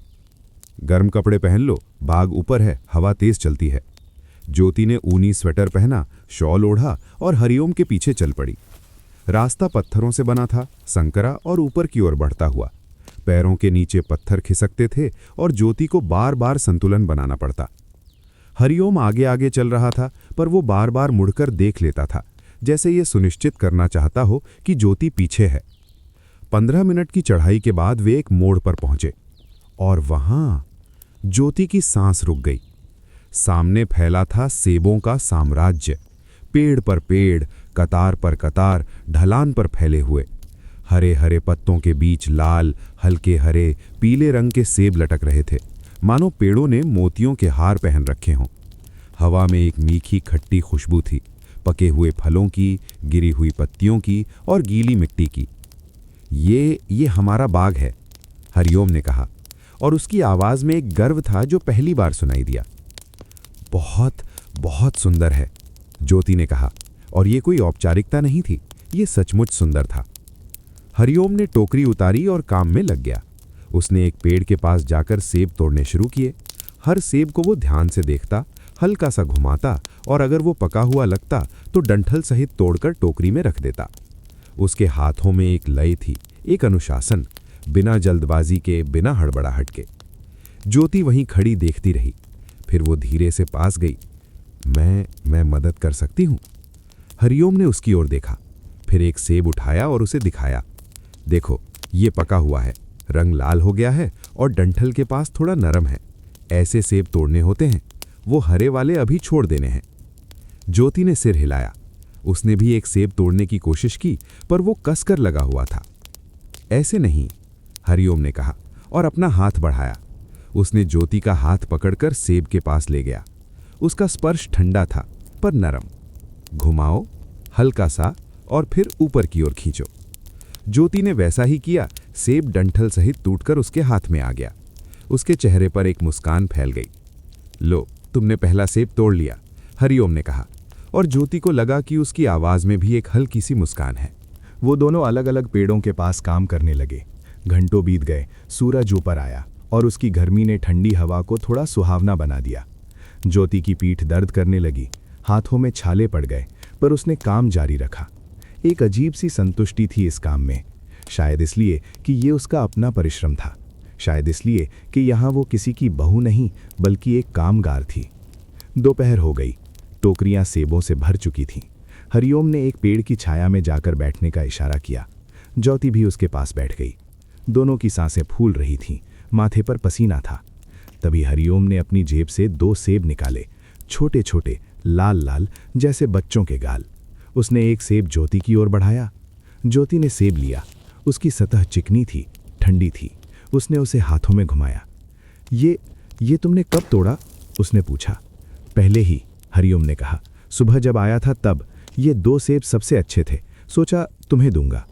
ज्योति ने सेब को देखा, फिर हरिओम की ओर देखा, और तब वो देख पाई उसकी आंखों में एक सहमी हुई मुस्कान, ऐसी मुस्कान जो शर्मा रही हो, डर रही हो कि कहीं अस्वीकार न कर दिया जाए। ऐसी मुस्कान जो 20 दिन की चुप्पी के बाद पहली बार दिख रही थी।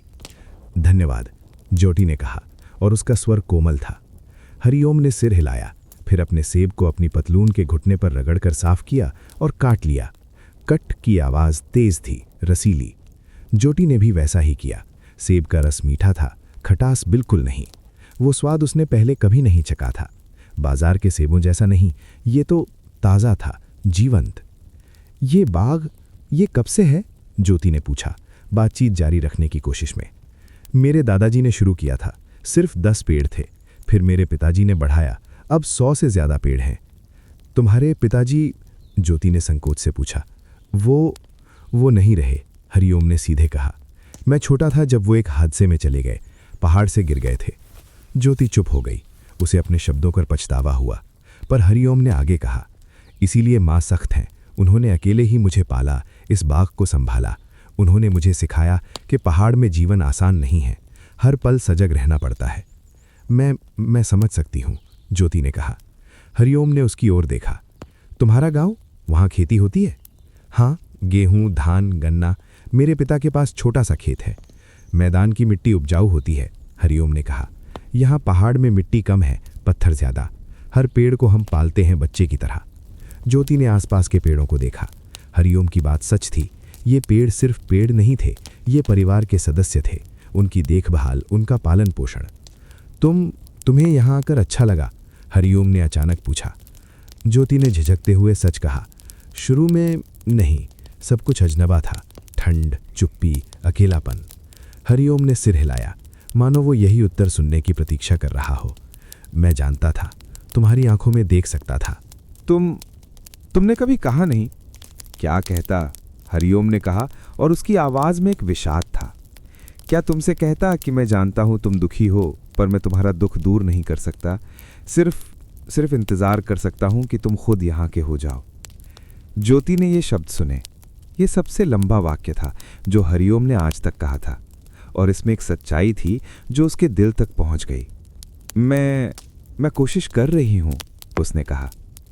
मैं देख रहा हूं, हरिओम ने कहा, और फिर वो मुस्कुराया, पूरी तरह बिना संकोच के।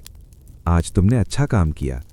तुम्हारे हाथों में छाले हैं, पर तुमने रुकने की जिद नहीं की। ज्योति ने अपने हाथों को देखा। सचमुच उंगलियों के पास लाल छाले थे, उसे पता ही नहीं चला था। यहां रहना है तो हाथों में छाले पड़ेंगे ही, हरिओम ने कहा, पर धीरे धीरे वो छाले मोटी चमड़ी बन जाएंगी और फिर तुम्हें दर्द नहीं होगा। ज्योति समझ गई कि वो सिर्फ हाथों की बात नहीं कर रहा था, वो जीवन की बात कर रहा था, दिल की बात कर रहा था। दोनों फिर चुप हो गए, पर यह चुप्पी अब वैसी नहीं थी जैसी पहले थी। ये चुप्पी एक संवाद थी, एक समझ थी, एक पुल था जो दो अजनबी दिलों के बीच बन रहा था। हरिओम ने उठकर कुछ सूखी लकड़ियां इकट्ठा कीं और एक छोटी सी आग जलाई। फिर उसने टोकरी से कुछ छोटे सेब निकाले और आग के पास रख दिए। ये क्या कर रहे हो? ज्योति ने पूछा। रोस्टेड सेब, हरिओम ने कहा, पहाड़ का सर्दियों का नाश्ता। थोड़ी देर में सेब गर्म होने लगे, उनकी खुशबू और भी मीठी हो गई। हरिओम ने एक सेब छड़ी से निकाला और ज्योति को दिया।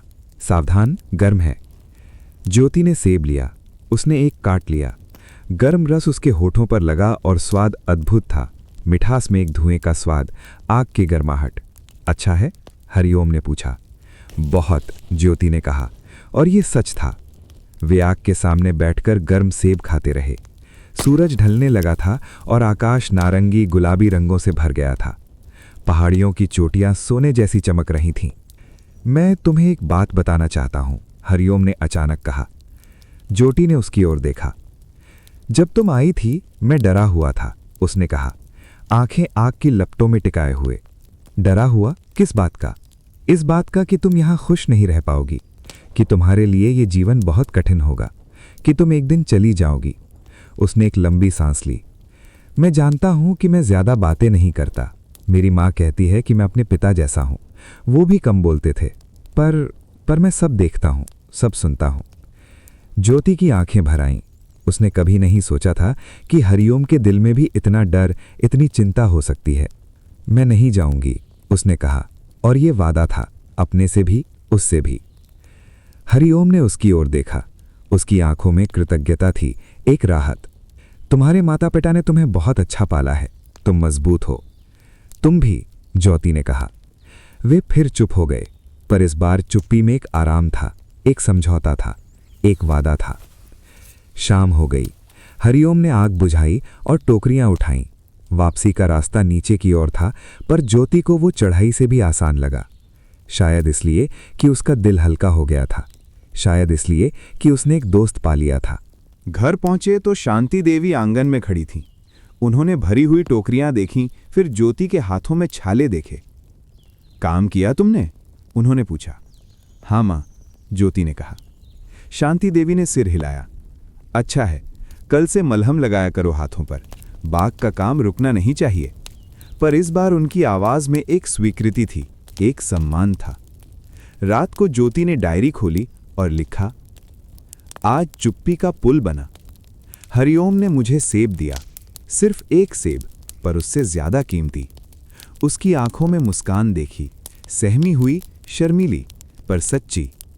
आज मैंने जाना कि वो भी डरा हुआ था, वो भी अकेला था। हम दोनों ही इस नए रिश्ते में अजनबी थे, पर आज हमने एक दूसरे की भाषा सीखनी शुरू की। शब्दों की नहीं, चुप्पी की भाषा। आग के सामने बैठकर गर्म सेब खाने की भाषा, छाले वाले हाथों की भाषा, और एक सहमी हुई मुस्कान की भाषा। शायद प्यार ऐसे ही आता है, धीरे धीरे, चुपचाप, जैसे पहाड़ों पर बर्फ जमती है, एक बूंद फिर दूसरी, और एक दिन सब कुछ सफेद हो जाता है, सुंदर, शांत, पूरा। डायरी बंद करके उसने खिड़की से बाहर देखा। चांद निकल आया था और उसकी रोशनी में सेब के बाग दिख रहे थे, दूर पहाड़ की ढलांग पर। वो बाग अब उसका भी था, उसकी मेहनत से भरा हुआ, उसकी यादों से जुड़ा हुआ। उसने बिस्तर पर लेटकर आंखें बंद कीं। हाथों में छानों का दर्द था, पर मन में एक शांति थी, एक संतुष्टि थी। और तभी दरवाजे पर दस्तक हुई। हरिओम था, हाथ में एक छोटी सी शीशी। ये लो, उसने कहा, माँ ने दिया है, छालों के लिए मलहम है, रात को लगा लो। ज्योति ने मलहम लिया। धन्यवाद।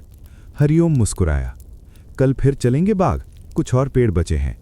हाँ, ज्योति ने कहा, चलेंगे। वो चला गया। ज्योति ने मलहम की शीशी खोली, उसमें एक हर्बल खुशबू थी। उसने थोड़ा सा मलहम निकालकर अपने हाथों पर लगाया। ठंडक महसूस हुई और दर्द में आराम।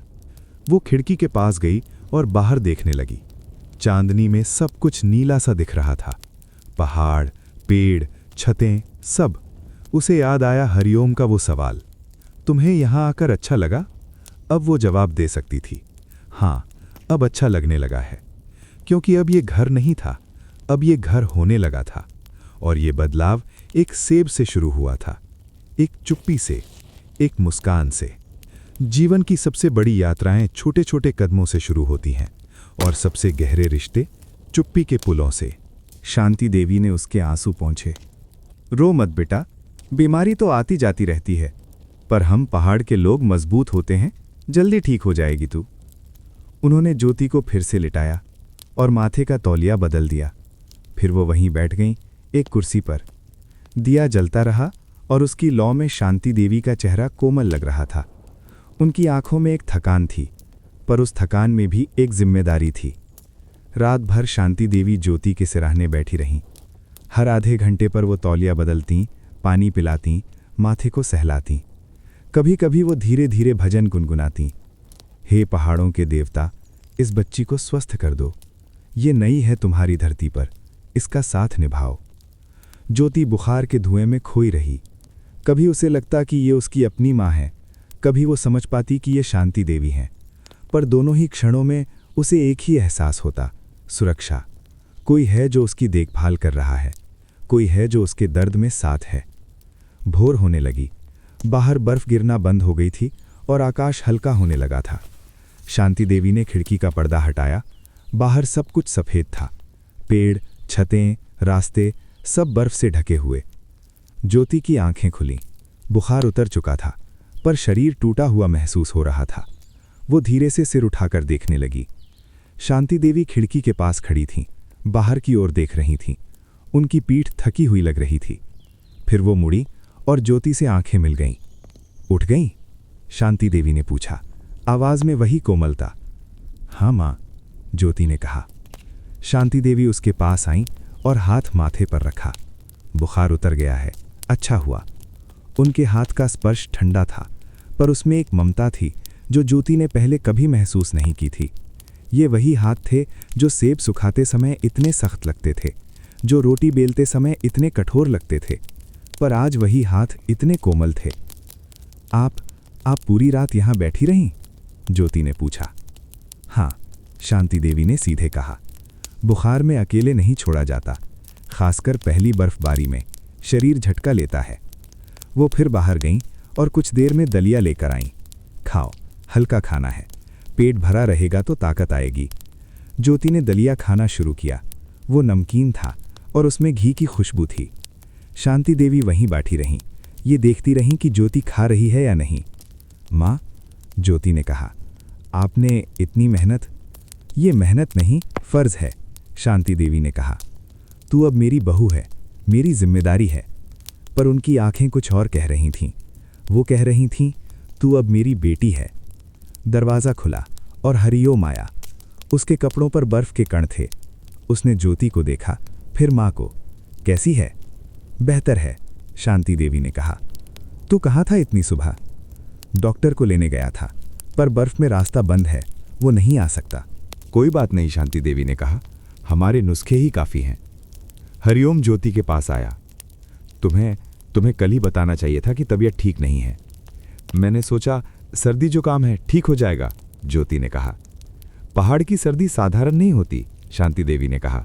यहाँ तो हर सांस में ठंड है, समझना होगा। ज्योति ने सिर हिलाया। उसे अब समझ आ रहा था, पहाड़ की जिंदगी सिर्फ सुंदर दृश्य नहीं है, ये एक संघर्ष है, और इस संघर्ष में अकेले नहीं, साथ साथ चलना होता है। शांति देवी उठी। मैं अब कुछ देर आराम करूंगी। हरिओम, तो यहीं रहना, जरूरत पड़े तो मुझे जगा देना।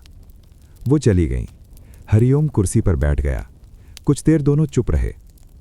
तुम्हारी माँ? ज्योति ने कहा। उन्होंने पूरी रात? मैं जानता हूं, हरिओम ने कहा।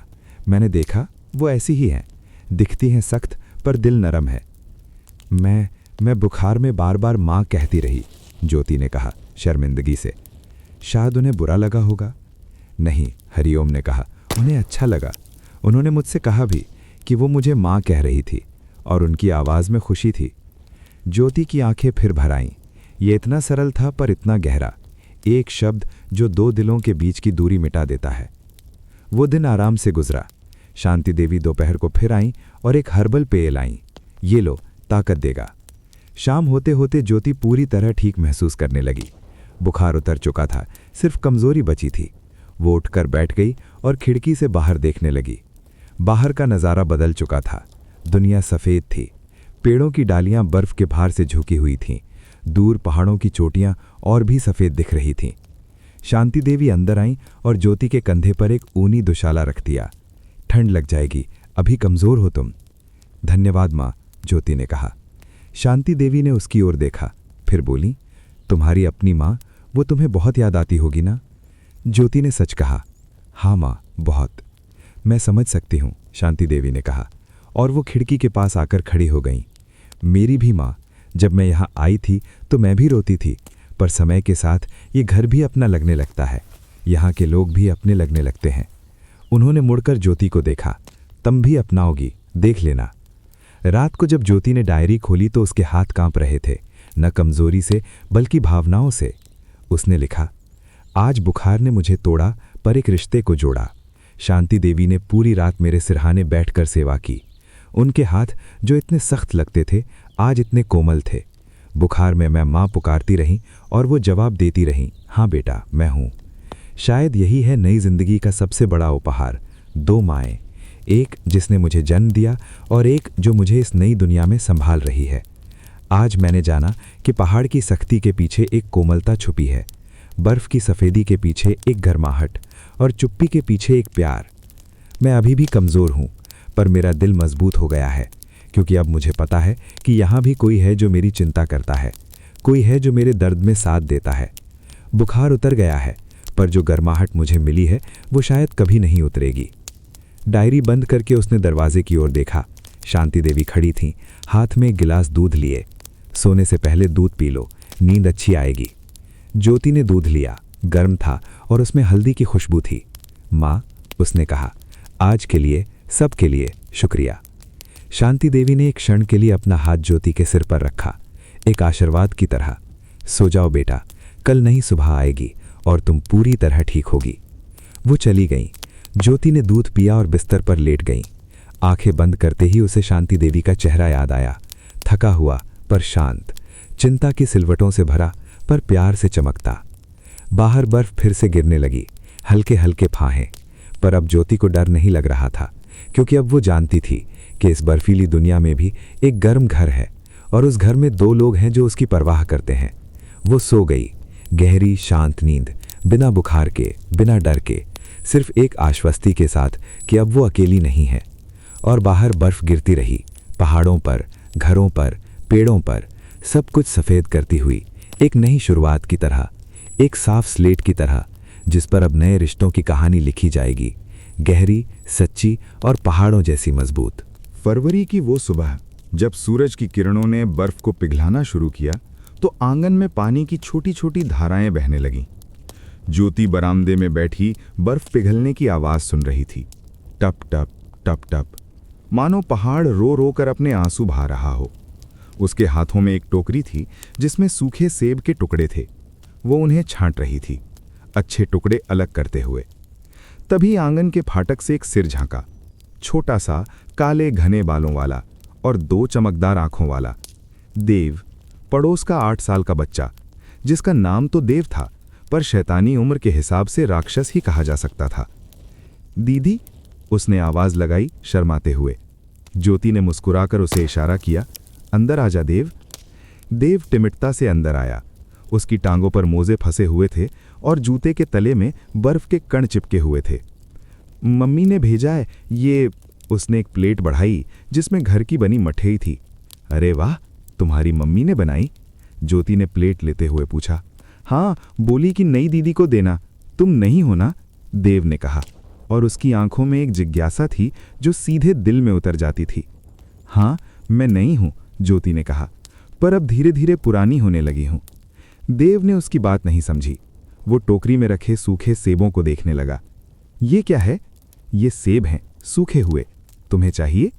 देव ने सिर हिलाया और ज्योति ने उसे एक टुकड़ा दिया। वो चबाने लगा और उसके चेहरे पर एक मुस्कान फैल गई। मीठा है? हाँ, पहाड़ का सेब मीठा ही होता है, ज्योति ने कहा। देव ने सेब का टुकड़ा खत्म किया, फिर अचानक पूछ बैठा, दीदी, तुम्हारा गांव कैसा है? सवाल इतना अचानक, इतना सीधा था कि ज्योति के मुंह से कोई जवाब नहीं निकला। वो कुछ पल के लिए स्तब्ध रह गई। देव ने फिर पूछा, वहां भी बर्फ गिरती है? ज्योति ने अपने भीतर एक हलचल महसूस की। ये पहली बार था कि किसी ने यहां उसके गांव के बारे में पूछा था। हरिओम ने कभी नहीं पूछा, शांति देवी ने कभी नहीं पूछा। शायद वे समझते थे कि ये पूछना उसके दर्द को छेड़ना होगा, पर इस बच्चे को क्या पता दर्द के बारे में? उसे तो बस जिज्ञासा थी। नहीं, ज्योति ने कहा, आवाज कोमल करते हुए, मेरे गांव में बर्फ नहीं गिरती। देव की आंखें फैल गईं। नहीं गिरती? पर सारी दुनिया में बर्फ गिरती है। ज्योति मुस्कुराई। नहीं बेटे, सारी दुनिया में नहीं। मेरे गांव में तो गर्मी इतनी पड़ती है कि धरती तवे जैसी तपने लगती है, और बारिश में हरियाली छा जाती है जैसे कोई हरा चादर ओढ़ दे।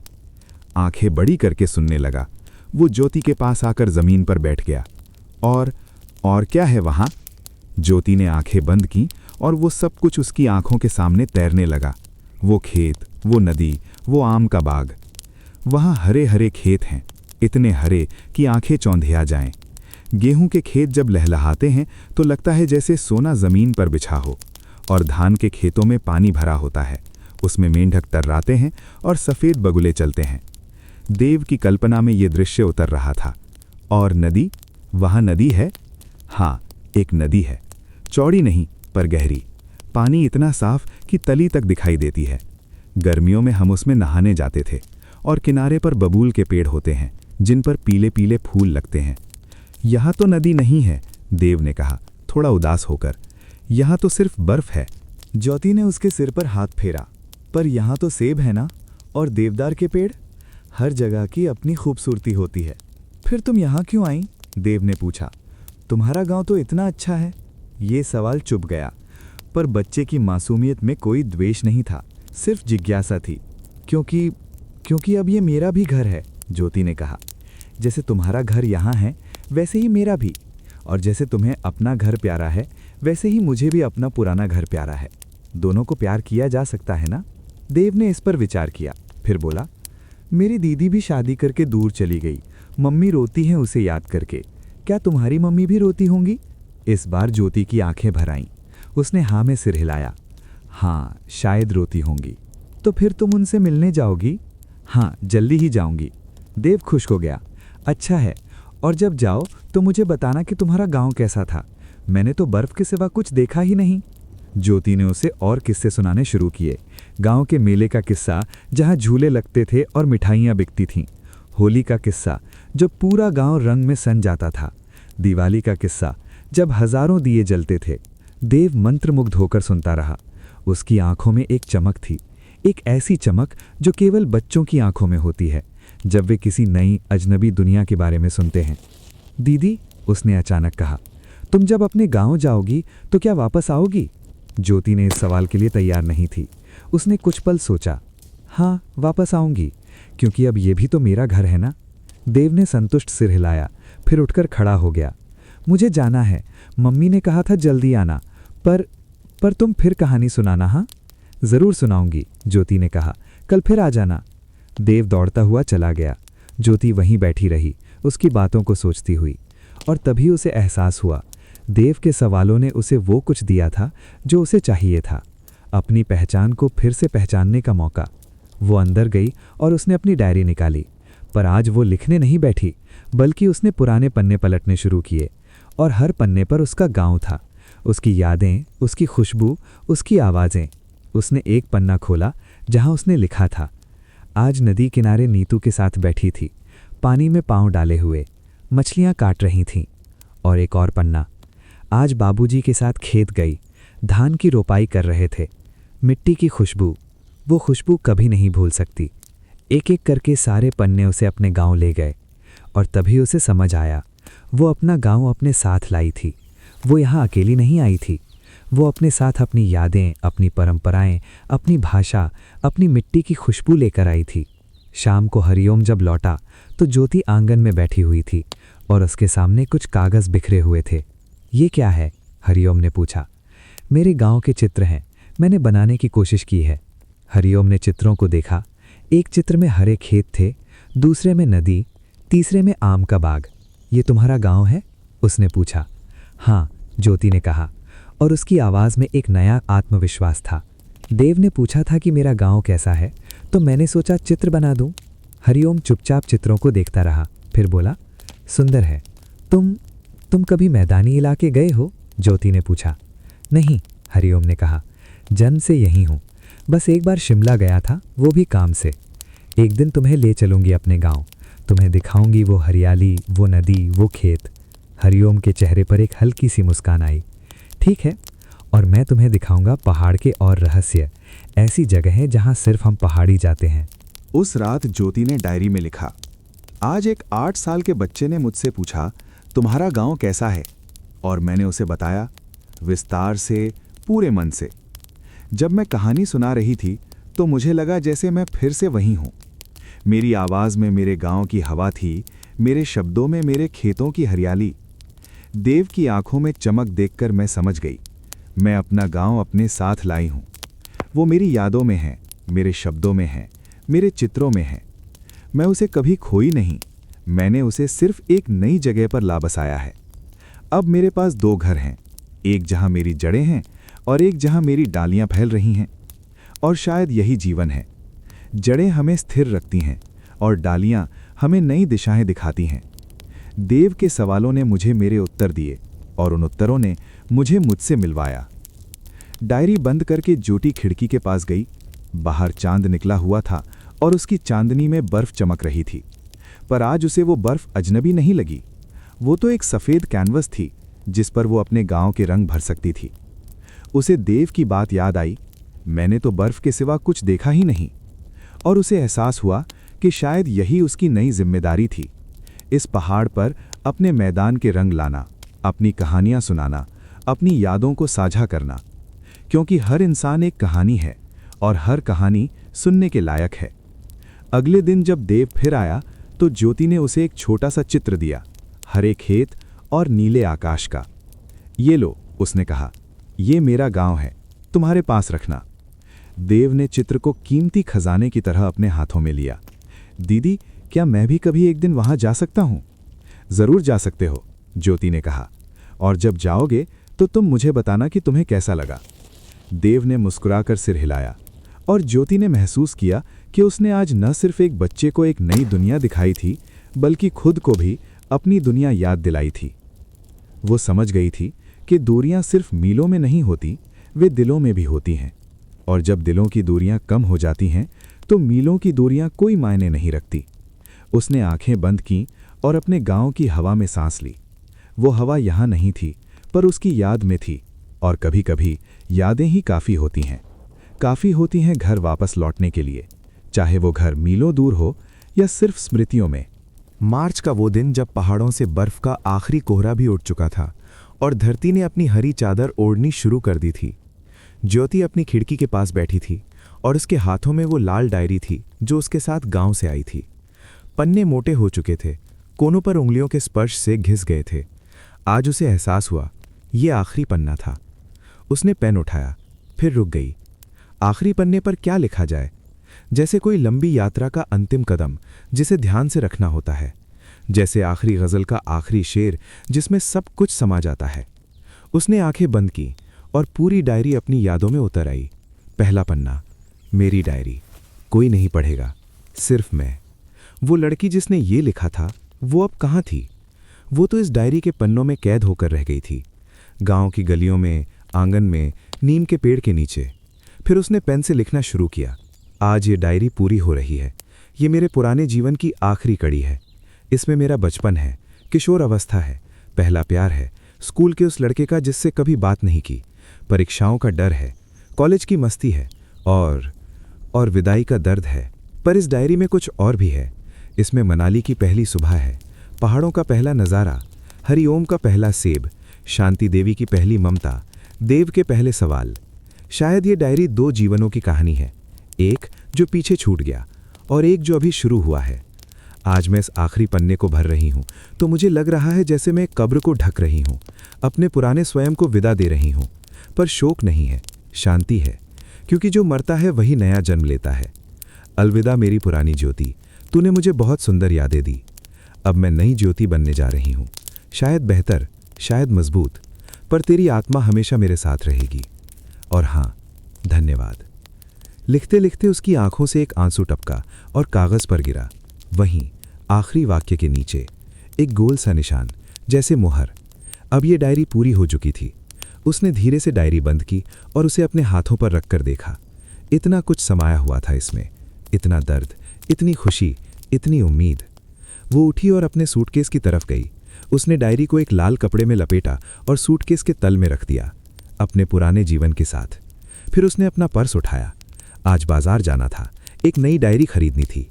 बाजार का रास्ता अब उसे परिचित लगने लगा था। पत्थरों के उबड़ खाबड़ रास्ते, दोनों ओर देवदार के पेड़ और दूर पहाड़ों की नीली श्रृंखला।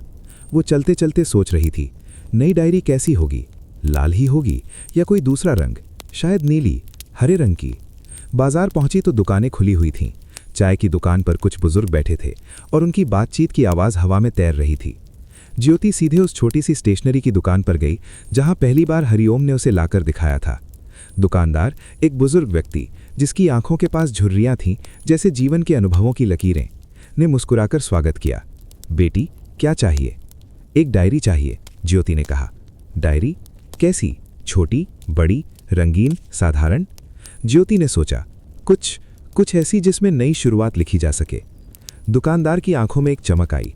उसने अलमारी के पीछे से एक डायरी निकाली, नीले रंग की, और उस पर सफ़ेद रंग से बर्फ से ढके पहाड़ों का चित्र बना हुआ था। ये लो, उसने कहा, ये हमारे यहाँ की बनी है, स्थानीय कारीगरों ने बनाई है। कागज़ भी पहाड़ के पेड़ों से बना है। ज्योति ने डायरी हाथ में ली। वो भारी थी, मजबूत। उसने पन्ने पलटे। कागज़ मोटा था, थोड़ा खुरदुरा। यही लूंगी। दुकानदार ने डायरी को एक कागज़ में लपेटा।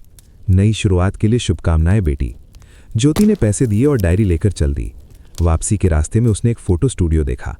खिड़की में तस्वीरें लगी हुई थीं, परिवार की तस्वीरें, शादी की तस्वीरें, पहाड़ों की तस्वीरें। एक विचार आया, वो अंदर गई। एक फोटो खिंचवानी है, उसने कहा। फोटोग्राफर ने उसे स्टूल पर बैठाया। पीछे एक पर्दा था जिस पर पहाड़ों का चित्र बना हुआ था। मुस्कुराइए, फोटोग्राफर ने कहा। ज्योति मुस्कुराई, एक सच्ची प्राकृतिक मुस्कान। उसकी आंखों में एक शांति थी, एक स्वीकार्यता। कैमरे की फ्लैश चमकी। हो गया, कल तस्वीर तैयार हो जाएगी। घर लौटते हुए ज्योति के मन में एक अजीब सी हलचल थी। ये नई डायरी, ये नई शुरुआत थी। वो जानती थी कि पहले पन्ने पर क्या लिखना है।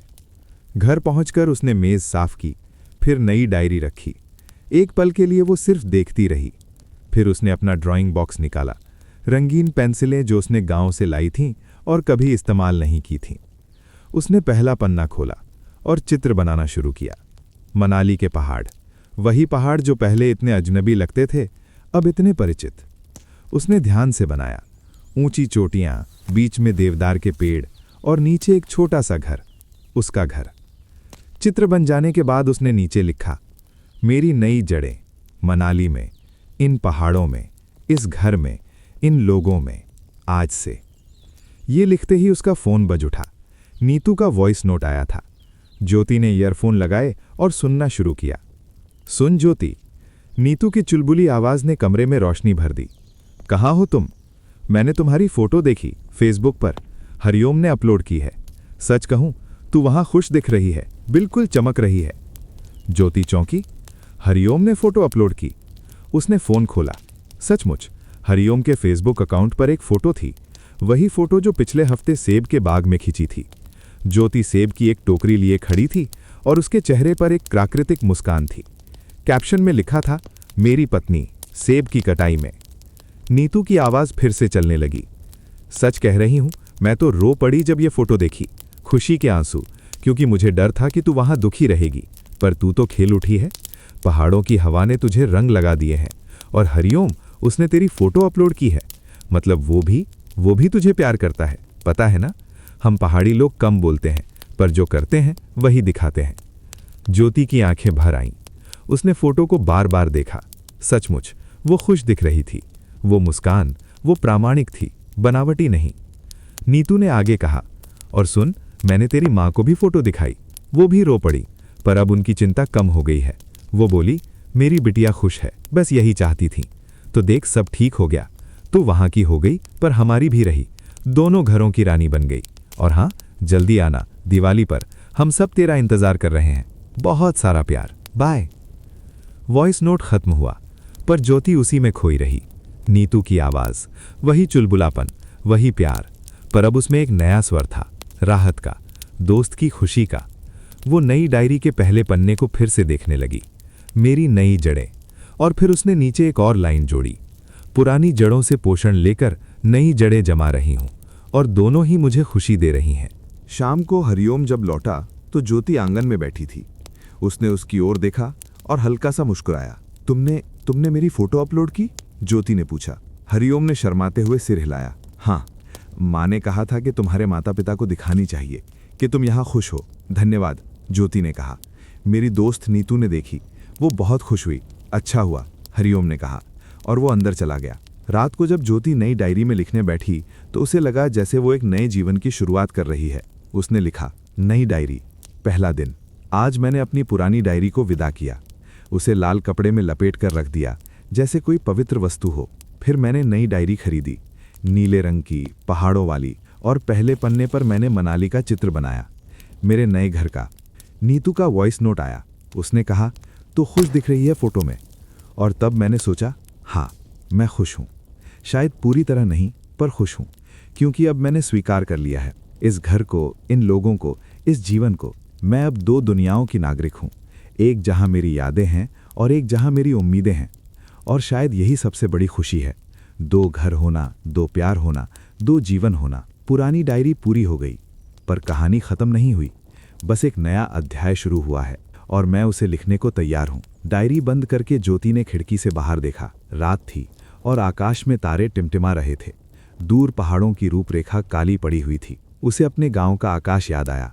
वहां भी तारे इतने ही चमकदार होते थे, पर आज उसे एहसास हुआ, तारे तो वही हैं, वही आकाश है, बस देखने की जगह बदल गई है। वो बिस्तर पर लेट गई और आंखें बंद कर ली।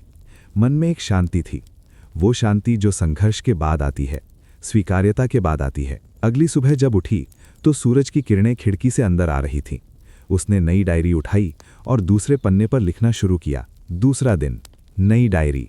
आज मैंने हरिओम से कहा, चलो आज मैं रसोई में पूरी बनाऊंगी, मेरे गांव की तरह। और वो मुस्कुराया।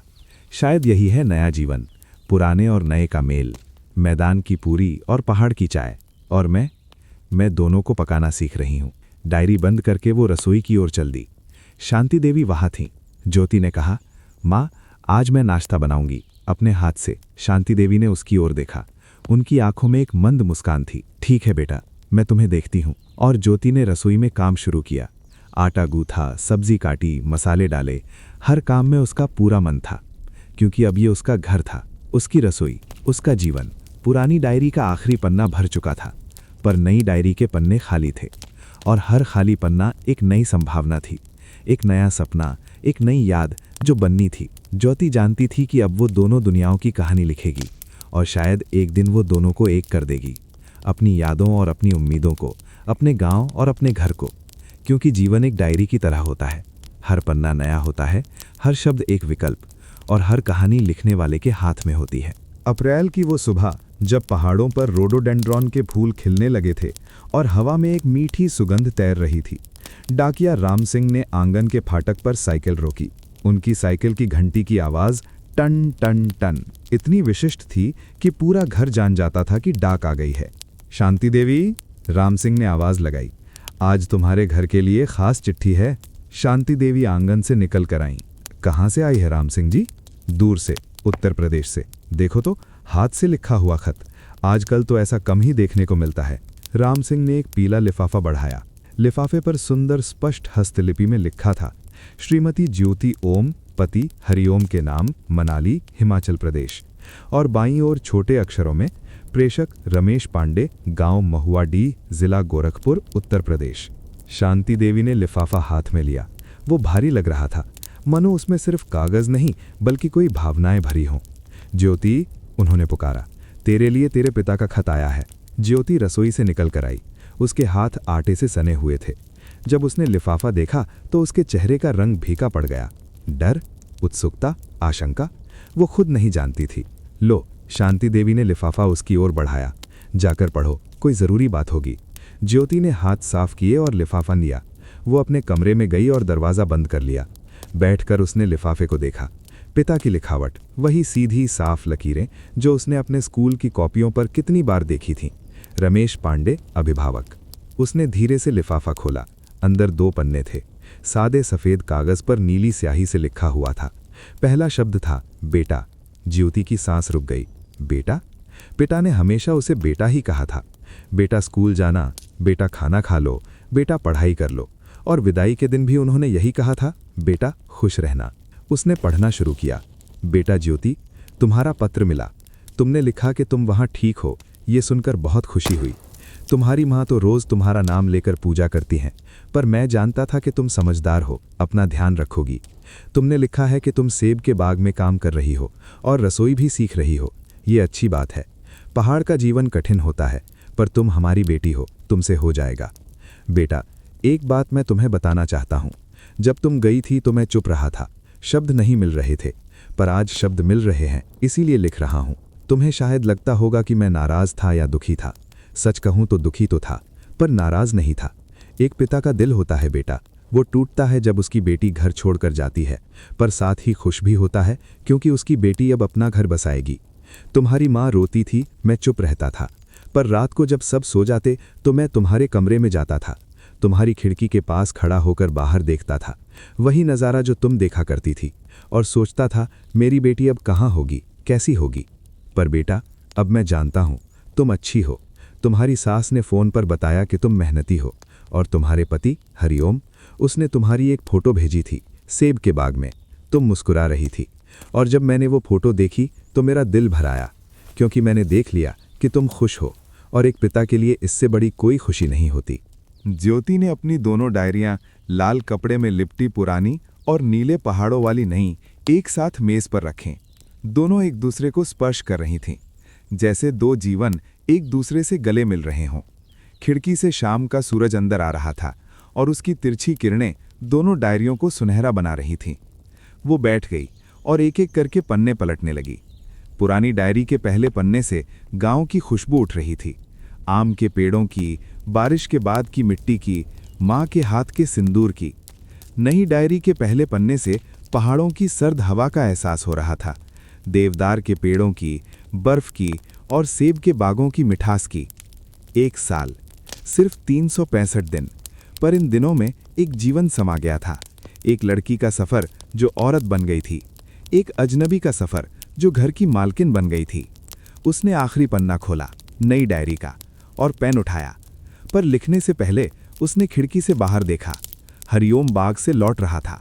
उसके कंधे पर सेबों की टोकरी थी। शांति देवी आंगन में दिए सजा रही थीं, दिवाली की तैयारी, और दूर पहाड़ों पर पहली बर्फ की हल्की परत चमक रही थी। उसने लिखना शुरू किया। आज ये कहानी खत्म नहीं हो रही, बस एक पन्ना पूरा हो रहा है, क्योंकि जीवन की कहानियां कभी खत्म नहीं होती, वे बस रूप बदलती हैं। 1 साल पहले मैंने सोचा था कि मेरा जीवन खत्म हो गया है। आज मुझे पता है कि वो बस शुरू हुआ था, नए सिरे से, नए रंगों में, नए स्वादों में। समय ने मेरे दिल पर सिलवटें डाली थीं, दर्द की सिलवटें, अकेलेपन की सिलवटें, डर की सिलवटें। पर आज वही सिलवटें मेरी ताकत हैं, क्योंकि हर सिलवट ने मुझे मोड़ा, तोड़ा और फिर से जोड़ा, बेहतर बनाकर, मजबूत बनाकर, पूर्ण बनाकर। मैं 2 घरों की बेटी हूँ, 2 माँओं की लाडली, 2 दुनियाओं की नागरिक, और शायद यही मेरी पहचान है। टूट कर बनना, बिखर कर जुड़ना, दूर जाकर अपने पास आना। अब जब मैं पहाड़ों को देखती हूँ तो डरती नहीं, क्योंकि मैं जानती हूँ कि इन पहाड़ों की छाँव में मेरा घर है। और जब मैं चांद को देखती हूँ तो उदास नहीं होती, क्योंकि मैं जानती हूँ कि वही चांद मेरे दोनों घरों पर चमकता है। समय की सिलवटें, वे कभी नहीं मिटती, पर वे ही तो हमें हम बनाती हैं। हमारी कहानी, हमारी यात्रा, हमारा जीवन।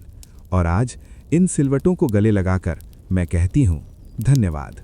ज्योति ने पेन रख दिया और तभी दरवाजा खुला।